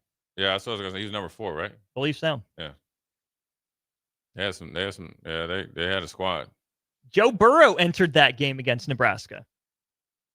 That was his look-see. He tried to come shortly afterward. Joe Burrow went 6 of 6 for 62 yards against Nebraska. And we also ran twice for 13 yards and a touchdown. 62-3. I'll go to LSU. He's good. we got better. I like what we got, but it worked out for him. The leading rushers for Ohio State: Demario McCall. I don't remember him. Mike Weber. I remember him. It's a name I remember now that I see it. Receiving leaders for Ohio State in that game: Curtis Samuel, KJ Hill, Dontre Wilson, Marcus Baugh, AJ Alexander. Yeah, all the way down to one catch for 7 yards for scary Terry McLaurin in that game. Good story about him. They didn't offer him a scholarship right away. He had to go back to the lab, came back and got one. Now look at him. Urban Meyer turned dragging down my fantasy team. Yeah. I think he got hurt. But yeah, quad again. Yeah, it's I would put him on IR, except you know who I have on IR for my fantasy team? Who? Joe Burrow. I think they put him on IR based on Terry McLaurin put him on IR probably because they brought him back too early. But part of that is he was in contract negotiation. Mm-hmm. So, commanders, you get what sometimes you're going to pay the man anyway. Not in football shape. So, yeah, with Nebraska, man, it's gonna be real simple. Obviously, you got to win the turnover margin. You got to tackle well in space. You have to, no direct access plays offensively or limit those. And you got to be consistent with your running game. And also the last one I'll say is you can't be predictable. Like running on first down, throwing a second. You got to mix it up some and be okay with it. It doesn't work out because you got to stick to your game plan. Maybe this is a full segment topic, but more important to be unpredictable or keep USC off balance offensively or defensively. Oh man, that's a good one. I'd probably say defensively. I agree. Yeah. You got to mix it up against them. But I don't think I think listen, USC is essentially. I'm a little. I think Jaden's playing really good. I'm a little surprised that it's essentially play it type of offense. Like he hasn't got full control authority. Yeah. Yeah. He's So- still taking the coach suggested play on Matt, Right. not picking his own. Right. So now you can be a little bit more blah, and then you can save it. Because when you see him, it's more of I'm just going to stare down the guy. We just got to make sure your first call and first read is right then. Yeah. But even if you aren't, you can get there awful quick. Yeah. That Notre Dame game showed me a lot. They were real basic. I can't tell you what the type of defense they were playing because I got in trouble one time saying it was basketball. I'll just say it's belt-to-belt defense, and they were just winning up front. All right, Nebraska, there's your challenge. Yeah. Yes, it's the path is there. It's not easy, but it's definitely it's easy, but it's hard to do. So, Simple, not easy. Yeah. All that and then some. Jay Foreman, Austin Orman. Quick break. We'll be right back. You're listening to Old School with Jay Foreman and Austin Orman. Download the mobile app and listen wherever you are on 93.7 The Ticket and theticketfm.com. Load up on meat and more this fall at the Mercado by Certified Piedmontese. From now through the end of November, Ferndale fresh turkeys are just $3.99 per pound and in limited stock, perfect for your holiday meals. Plus, you can stop by for lunch on Fired Up Thursday at the Mercado East or Fired Up Friday at the Mercado North. With locations at 84th and Havelock, 30th and Yankee Hill, and now 85th and Old Cheney in Lincoln, or 168th and Maple in Omaha, get to the Mercado today for the best meat in town. Select Plumbing and Utility has been serving Lincoln and the surrounding area for 14 years, and they're not slowing down. Select Plumbing and Utility handles all your plumbing needs from faucets and water heaters to full renovations, and they can even help with your heating and cooling needs. They're also Lincoln's underground experts, repairing and replacing broken underground water and sewer lines since day one. Contact Select Plumbing and Utility today at 402-560-6197, assuring excellence in every situation, opportunity, and challenge. That's 402-560-6197. Anderson Ford in Lincoln has 2 convenient locations, which means 2 times the customer service, 2 times the inventory, and 2 times the ability to get you in the car of your dreams. Whether you visit us on the north side or the south side, you'll find more selection and a team that's always on your side. When you're looking for a better way to buy your next Ford, visit Anderson Ford in Lincoln, where exceptional service meets unbeatable selection. MWR is dedicated to building attractive, affordable steel buildings that exceed your expectations. From commercial to residential to agriculture storage, steel buildings are cost-effective, attractive, and versatile. Plus, they're a lasting investment and an ideal choice. MWR uses Sentinel Building Systems out of Albion and can service you all over the state and region. If you have interest in a steel building, post-frame building, or fencing, give MWR a call today at 402-980-5273 or go to mwrbuildingandfence.com. Here at Aspen Builders, our company is building more homes today than I thought we would ever build. Bob Benish is the founder and president of Aspen Builders, online at aspenbuildersinc.com. You know, I am just shocked at how strong our market is here in Lincoln and at Aspen Builders. We're probably helping people right now more than ever get into a new home. We've been able to find pieces of ground we can develop affordably and keep our lot prices down a little bit. I think with our volume discounts and our office staff, 35 years of experience, we figure out a plan that's going to work great for you. We make it perfect. We make it fit your price range. All of this is part of the reason we're so busy. Make your dream home a reality and call Aspen Builders at 423-6811. Online at aspenbuildersinc.com. Your home is waiting at Aspen Builders. Have you heard about Advanced Medical Imaging Surgery Center? Located at 7555 Pioneers Boulevard, Advanced Medical Imaging Surgery Center offers compassionate, patient-focused care and provides outpatient surgery services, making it possible to have non-emergency surgery and return home the same day. Advanced Medical Imaging Surgery Center specializes in cardiology, vascular radiology, orthopedics, pain management, and much, much more. Give them a call today at 402-261-1085 or online at amimaging.com. Bonsall Pool and Spa's annual Spooktacular sale is here. Now through November 1st, get an extra $1,000 off hot tubs at an already low sale price and get $500 off the already low sale prices on infrared and traditional saunas. All hot tub water care products and accessories are also for sale for the Spooktacular sale, now through November 1st at Bonsall Pool and Spa at 33rd and Highway 2. Call for more info at 402-488-0148 or visit bonsallpool.com. 93.7 The Ticket, Fox, KFXL weather. Brought to you by Bryant Air Conditioning, Heating, Electrical, and Plumbing. Your Lincoln forecast for today. We'll see increasing clouds throughout the day. It will be breezy. An afternoon high around 54. Tonight, partly cloudy skies with light breeze. A low around 33. And tomorrow, we'll see partly sunny skies and light winds. An afternoon high around 48. I'm meteorologist Kyle Flecker for 93.7 The Ticket and theticketfm.com. Rick Heyman here from Sauter Heyman Jewelers. I want to personally thank our great customers for voting us once again the best of Lincoln. At the same time, we're celebrating our 120th year in business in the great state of Nebraska. You can count on Sauter Heyman for the very best quality, value, and customer service. When it comes to your jewelry needs, visit us at South Point, Grand Island, and the Outlet in downtown Lincoln. Visit us today at sauterheyman.com, and thank you for your continued trust after all these years. Hi, everybody. Charlie Stone back again with Andy Goodyear of Honda of Lincoln.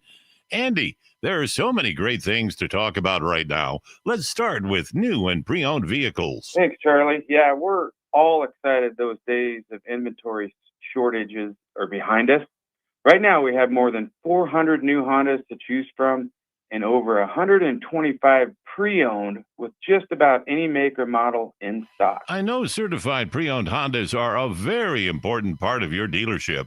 Tell us about certified, Andy. We always have a great selection of certified pre-owned Hondas in stock in like new condition, and they also come with a 7-year, 100,000-mile warranty. How about service? You know, our amazing service department not only services Hondas, but we service just about any make, and we are one of the largest tire dealers in the state. Look us up the next time you need tires on your car. Experience the best at the Honda of Lincoln way of doing business, 27th and Yankee Hill Road, or online at hondaoflincoln.com. Back to old school with Foreman and Orman on 93.7 The Ticket and theticketfm.com. What up, we're back. Jay Foreman, Austin Orman. Quick segment here. USC. But college football, Austin, man, obviously with all the coaching changes, obviously. Just this morning, as we talked about yesterday, essentially you officially fired your AD at LSU. Let me ask you this. If you're Austin Norman and you're at a sitting coach at a university and say you're 7-1 or whatever, and now so you might be at Tulane or something or whoever they're going to, potentially go after. Would that deter you from going to LSU as appealing as it is, where sure you'll get financial support? Athletes galore, you have a great alumni base, that are all very supportive and actually want to do what's best for LSU. That's not like that everywhere else. Trust me. But you don't have a really legitimate reason why the guy that would be hiring you got fired. It's a personal firing, not a performance firing. Mm-hmm. And I guess I'll give my opinion is because here's where it's dangerous now. Because as things change down the road in this world or whatever, he legitimately was fired for something personal, and it wasn't like for cause. It was the way he was thinking about stuff. Now, you don't even know who your boss is. So say like you hire say they get so-and-so to be AD. Is that your boss or somebody else? I mean, sure. And even if he is your boss, is he really your boss? Right. And it's volatile. Mm-hmm. Here's what people don't understand about the Floridas or it's in this new age of college football where you got to pay players, and this is the indirect issues from NIL. In some places, you have a lot of guys that have a lot of money that have influence that make football decisions that don't. And this is it. And you see it down in Florida. Florida's very appealing because you could go down to 7-Eleven and get a 4-star. That's what they say. You could go. I mean, there's tons of athletes there that build a. You think that's an easy job or a great job to go, but financially, they're getting sued, athletic department wise, with the issues with their basketball coach. Baseball team is really good, but with the football program and all their NIL, I guess, transgressions or whatever, or lack of being on the up and up, how can you really go compete if you can't compete financially? And is the money really there? And you saw how they fired Napier. They wanted to fire him last year. They kept him another year, so the buyout was. I mean, so as appealing as it is from the outside looking in, are those two places that you like? Nah, you know what? Virginia Tech might not be so bad. Arkansas might not be so bad. UCLA might not be so bad, considering that if they follow UCLA is saying that they're going to follow the Indiana model with uptick in resources. That's one of the big considerations for me, because that the governor, guy running the show right now at LSU, weird as it is to think about, said what's his main concern? Louisiana taxpayers are on the hook for $53 million. That tells me they're going to be cheap. Pay enough to get a guy that's respected enough, but probably not go top of the market, or at least with the buyout number. If I'm just say John Summerall, just because he's the name that comes to mind. I don't know. I mean, it'll be. I mean, you got to take it if that's your only offer. Well, sure. That's just the thing. If it's your only offer, yes. If you think that you can leverage LSU interest to get Virginia Tech to pay you more, Kentucky to pay you more, something like that, Arkansas, whoever, Oklahoma State, do that, because these jobs don't come open that often. They're very hard to get for good reason. It's really hard, even with all that other crap going on, to say no to a job like LSU, just to give it a shot. You don't want to look back and regret that you didn't do it. But also, here's the flip side of that. You don't want to look back and regret jumping into a situation that you set yourself up to fail in. Not that you set yourself up to fail in, but that you weren't the most supported in, with people you don't know in a new environment. Sometimes it's betting on yourself to go take a job. Sometimes it's betting on yourself to stay in a job. Yeah. Where are you comfortable? Do you thrive in chaos? Are you someone that can pull people together and unify them? Or are you someone that does better in structure, where you have what the clear expectations are? And then the resource question. LSU should have more resources than UCLA. I'm sure they will. But if UCLA is promising to invest more and LSU is talking now about worrying about taxpayer dollars, which I'm not saying is unfounded, but kind of a weird tack for LSU of all schools to be saying. LSU's clearly a better job, but maybe the safer bet, the one with the higher ceiling for me right now at this stage in my career, is to take UCLA at its word, to go out there. We see Arkansas able to invest. Virginia Tech needs a reset, and they've talked about that. LSU might be the highest ceiling job, but as we've seen recently, maybe some of that goes out the window, because now Vanderbilt's a high ceiling job. Yeah. Now Indiana is a high ceiling job. Oregon is a high ceiling job. That wasn't always the case in college football. So LSU's a traditional job. It'd be really hard to pass that up. But we've seen other guys make other jobs their own. And so maybe that's worth a look too. Yeah, I mean, I think the appeal of middle tier, and the one thing with the parity in college football is it allowed, allowed other teams to become on the same level. You got to think Mississippi State, that's probably a sneaky good job now, right? Where you're going to get the support. And, I was just thinking LSU wouldn't have hired Lane Kiffin at the same time Ole Miss did. Right. Because of some of the issues that Lane had. But more importantly, they wouldn't have continued to support Lane as he went through his process of becoming who he is right now. Yeah. He'd been thrown to the wayside year 2. Mm-hmm. And you wonder about the 54 or 50 million of tax dollars, which is interesting because let's be honest, Brian Kelly, probably he's just not. Well, from everything you hear, he's not a good dude, but he'll get another job. Yeah. He'll get paid a couple million at worst, maybe 3, 4, or 5 million, right? Like Bobby Petrino, right? He'll get another chance, but he's still in the running at Arkansas, right? He'll get another, and it looks a lot different, and they still like him down there. So that's not truly 54 million. Right. Now you can't bank on, you only can worry about the offset when he gets another job. And I do understand it from the governor's standpoint. You want to protect the state of Louisiana financially. Sure, it is on his desk because the only thing he knows, it could be 54 million. For me, I would be just very apprehensive. I think how people are let go or fired tells more about you than how you hire them. Yeah. Right. That's fair. Okay. Just think about USC firing Lane on the tarmac. Come on. If you're USC, I know we're playing them, but if you are USC, he's had the lady right there talking about fight on your first class. You got some of the best players in sports history that can huge alumni, all that. And this is how you handle it. That's the best you can do. No. Right. And then they kind of spiraled it. Remember they had Sark and all, all that stuff there. And so, and then, then obviously with the whole Reggie Bush thing and stuff. So now you have to start to looking at that. Okay, well, is there some holes there? Is Lincoln Riley really getting what he maybe thought he could get out there? Right. Did they overextend themselves when they went 10 years with him and maybe not be able to, go get players?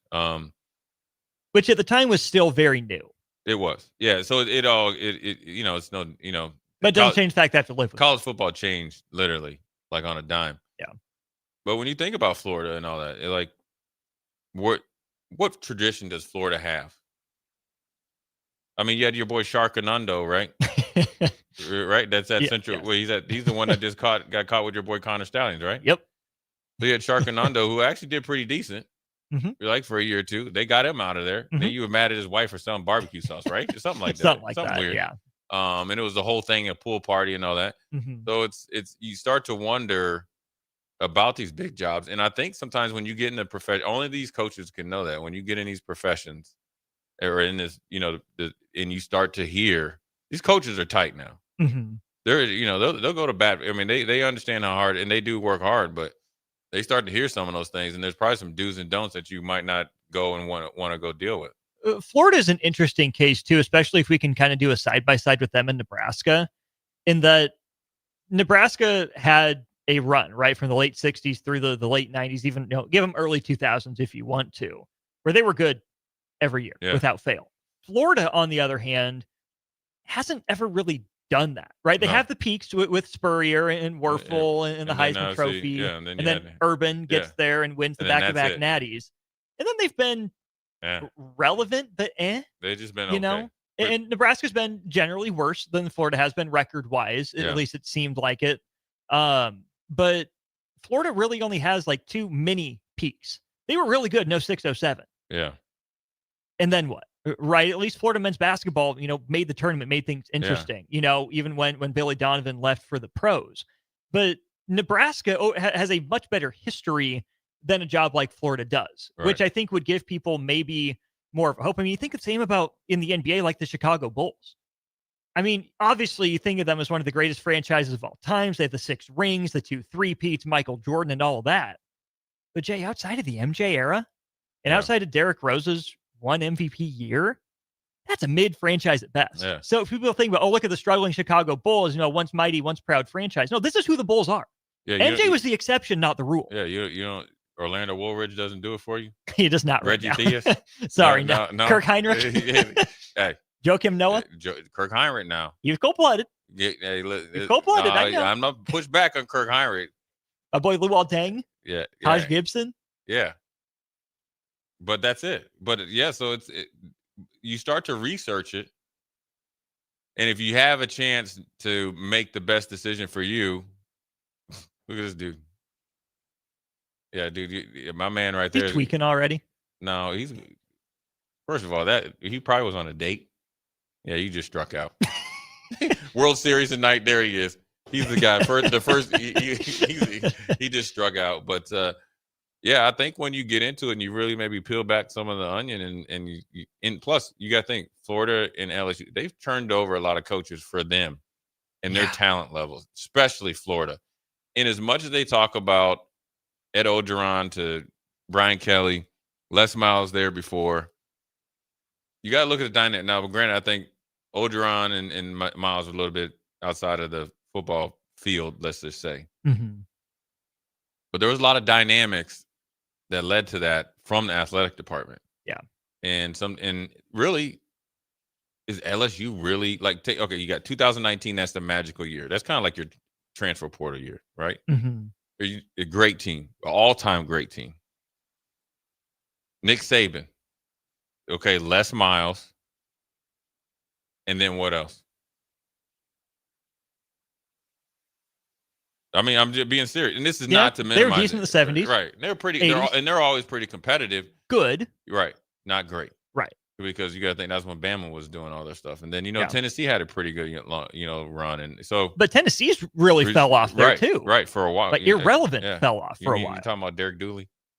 Derek Dooley. We ain't talking about Vince. We're talking about Derek. Derek Dooley had the best response when they lost to Alabama, and he just threw his headset off and took off while the teams were in the huddle still. Yep. And it was like, this game's over. He just had to throw it off and over there. But anyways, yeah, it'll be interesting to see what the first guy. When are you going to make a decision at Penn State? When Florida, LSU said they want to coach by Sunday? No, sir. Not happening. They probably up in Buffalo trying to get it. If Brady has a good game, that's going to be him. Jay Foreman, Austin Norman, we'll be right back. Watch Old School live on Facebook, YouTube, or Twitch. Old School with Foreman and Norman on 93.7 The Ticket and theticketfm.com.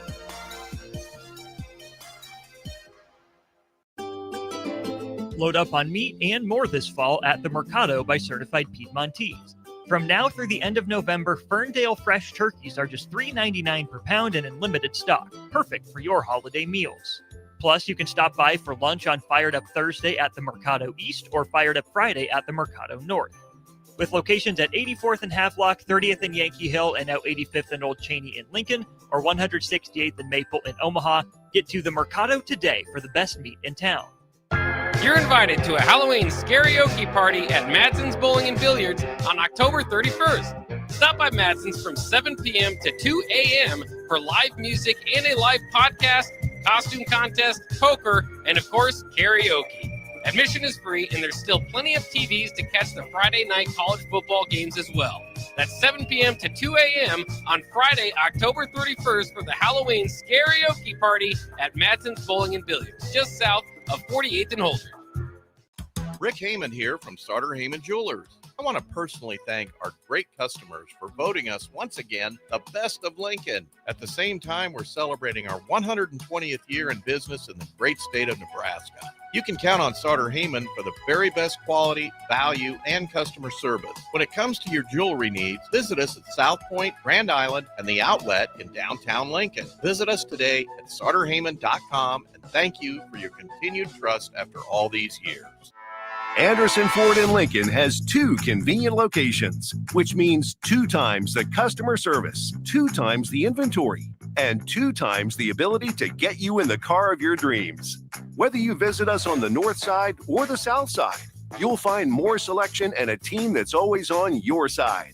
When you're looking for a better way to buy your next Ford, visit Anderson Ford in Lincoln, where exceptional service meets unbeatable selection. Fall is here, and so are cooler temps, darker evenings, and slick roads. Is your vehicle ready for the change in season? At A1 Automotive, we've got you covered. From tire checks, brake inspections, batteries, and heater systems, we make sure your car is road ready for the Nebraska winters ahead. Don't wait until the first frost. Schedule your fall car care checkup today and drive with confidence all season long. A1 Automotive, always honest answers. All right, Lincoln, if you're a diesel technician who's ready to earn up to $40 an hour and you're tired of working nights and weekends, listen up. Inland Truck Parts and Service is hiring experienced diesel technicians right here in Lincoln, and they're offering what every hardworking tech wants. Monday through Friday hours, no nights, no weekends, and paid training on advanced diesel technology. With 37 locations across 12 states, career advancement opportunities are endless. Start building towards your future and apply today at inlandtruck.com. That's inlandtruck.com. Or text APPLY to 785-369-1320. Bonsall Pool and Spa's annual Spooktacular sale is here. Now through November 1st, get an extra $1,000 off hot tubs at an already low sale price and get $500 off the already low sale prices on infrared and traditional saunas. All hot tub water care products and accessories are also for sale for the Spooktacular sale, now through November 1st at Bonsall Pool and Spa at 33rd and Highway 2. Call for more info at 402-488-0148 or visit bonsallpool.com.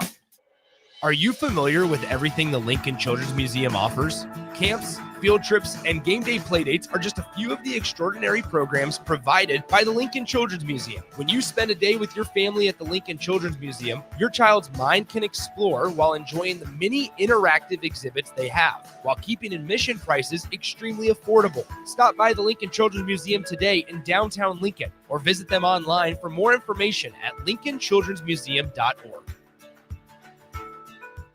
Empower a child today with the Teammates Mentoring Program by building a relationship based on strengths and chart a brighter future 1 week at a time.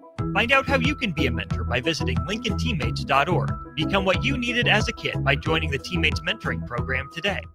Back to old school with Foreman and Orman on 93.7 The Ticket and theticketfm.com.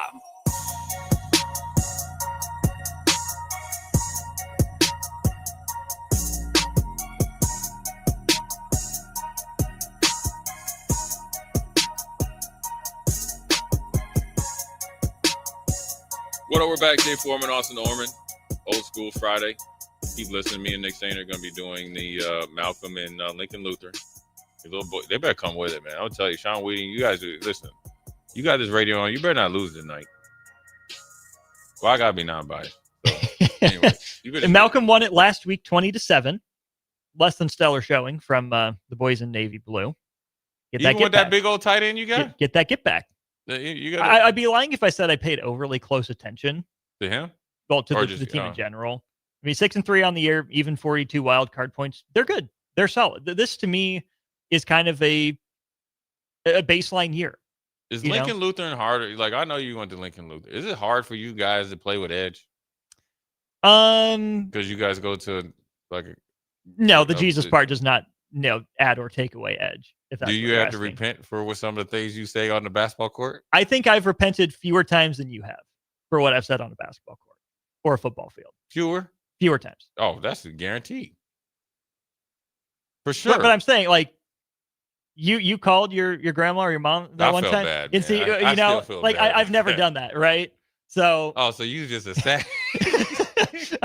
You just standing on business. I'm trying. I tried to back in the day. Now, I will say I do feel like the athletics culture at Lincoln Lutheran has gotten a little tougher. Yeah. There has gotten a little bit more edge to it. Not that it was made state last year in basketball.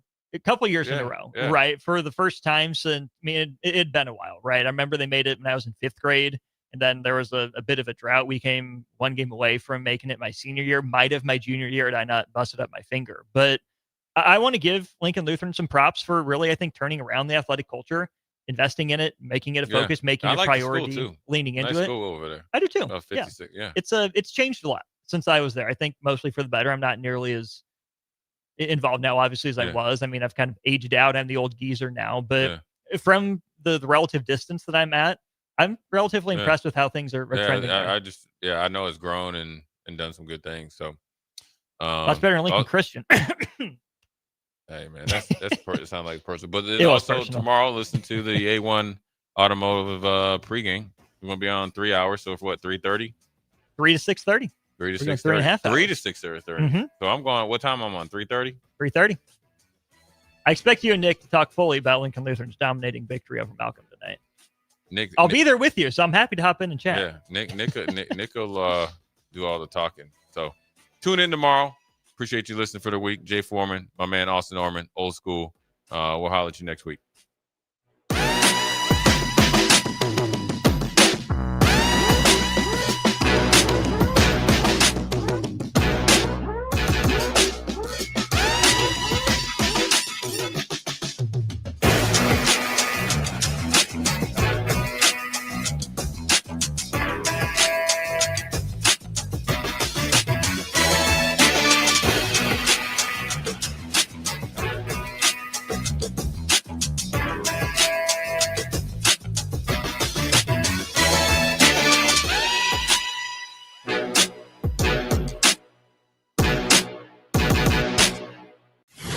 is Lincoln's home for sports talk on the FM dial. Also online at theticketfm.com. On the internet, KNTK FM Firth, 93.7 The Ticket.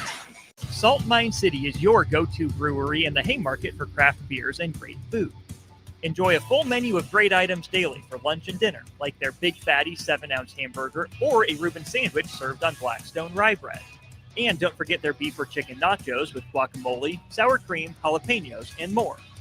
Wash it down with one of their 12 beers on tap, including the popular Single Axle Light American Lager. Salt Mine City, now open 2 p.m. Monday through Thursday and 11 a.m. Friday through Sunday at 8th and R. 93.7 The Ticket, Fox, KFXL Weather. Brought to you by Bryant Air Conditioning, Heating, Electrical, and Plumbing.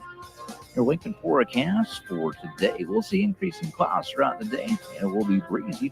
An afternoon high around 54. Tonight, partly cloudy skies with light breeze. A low around 33. And tomorrow, we'll see partly sunny skies and light winds. An afternoon high around 40.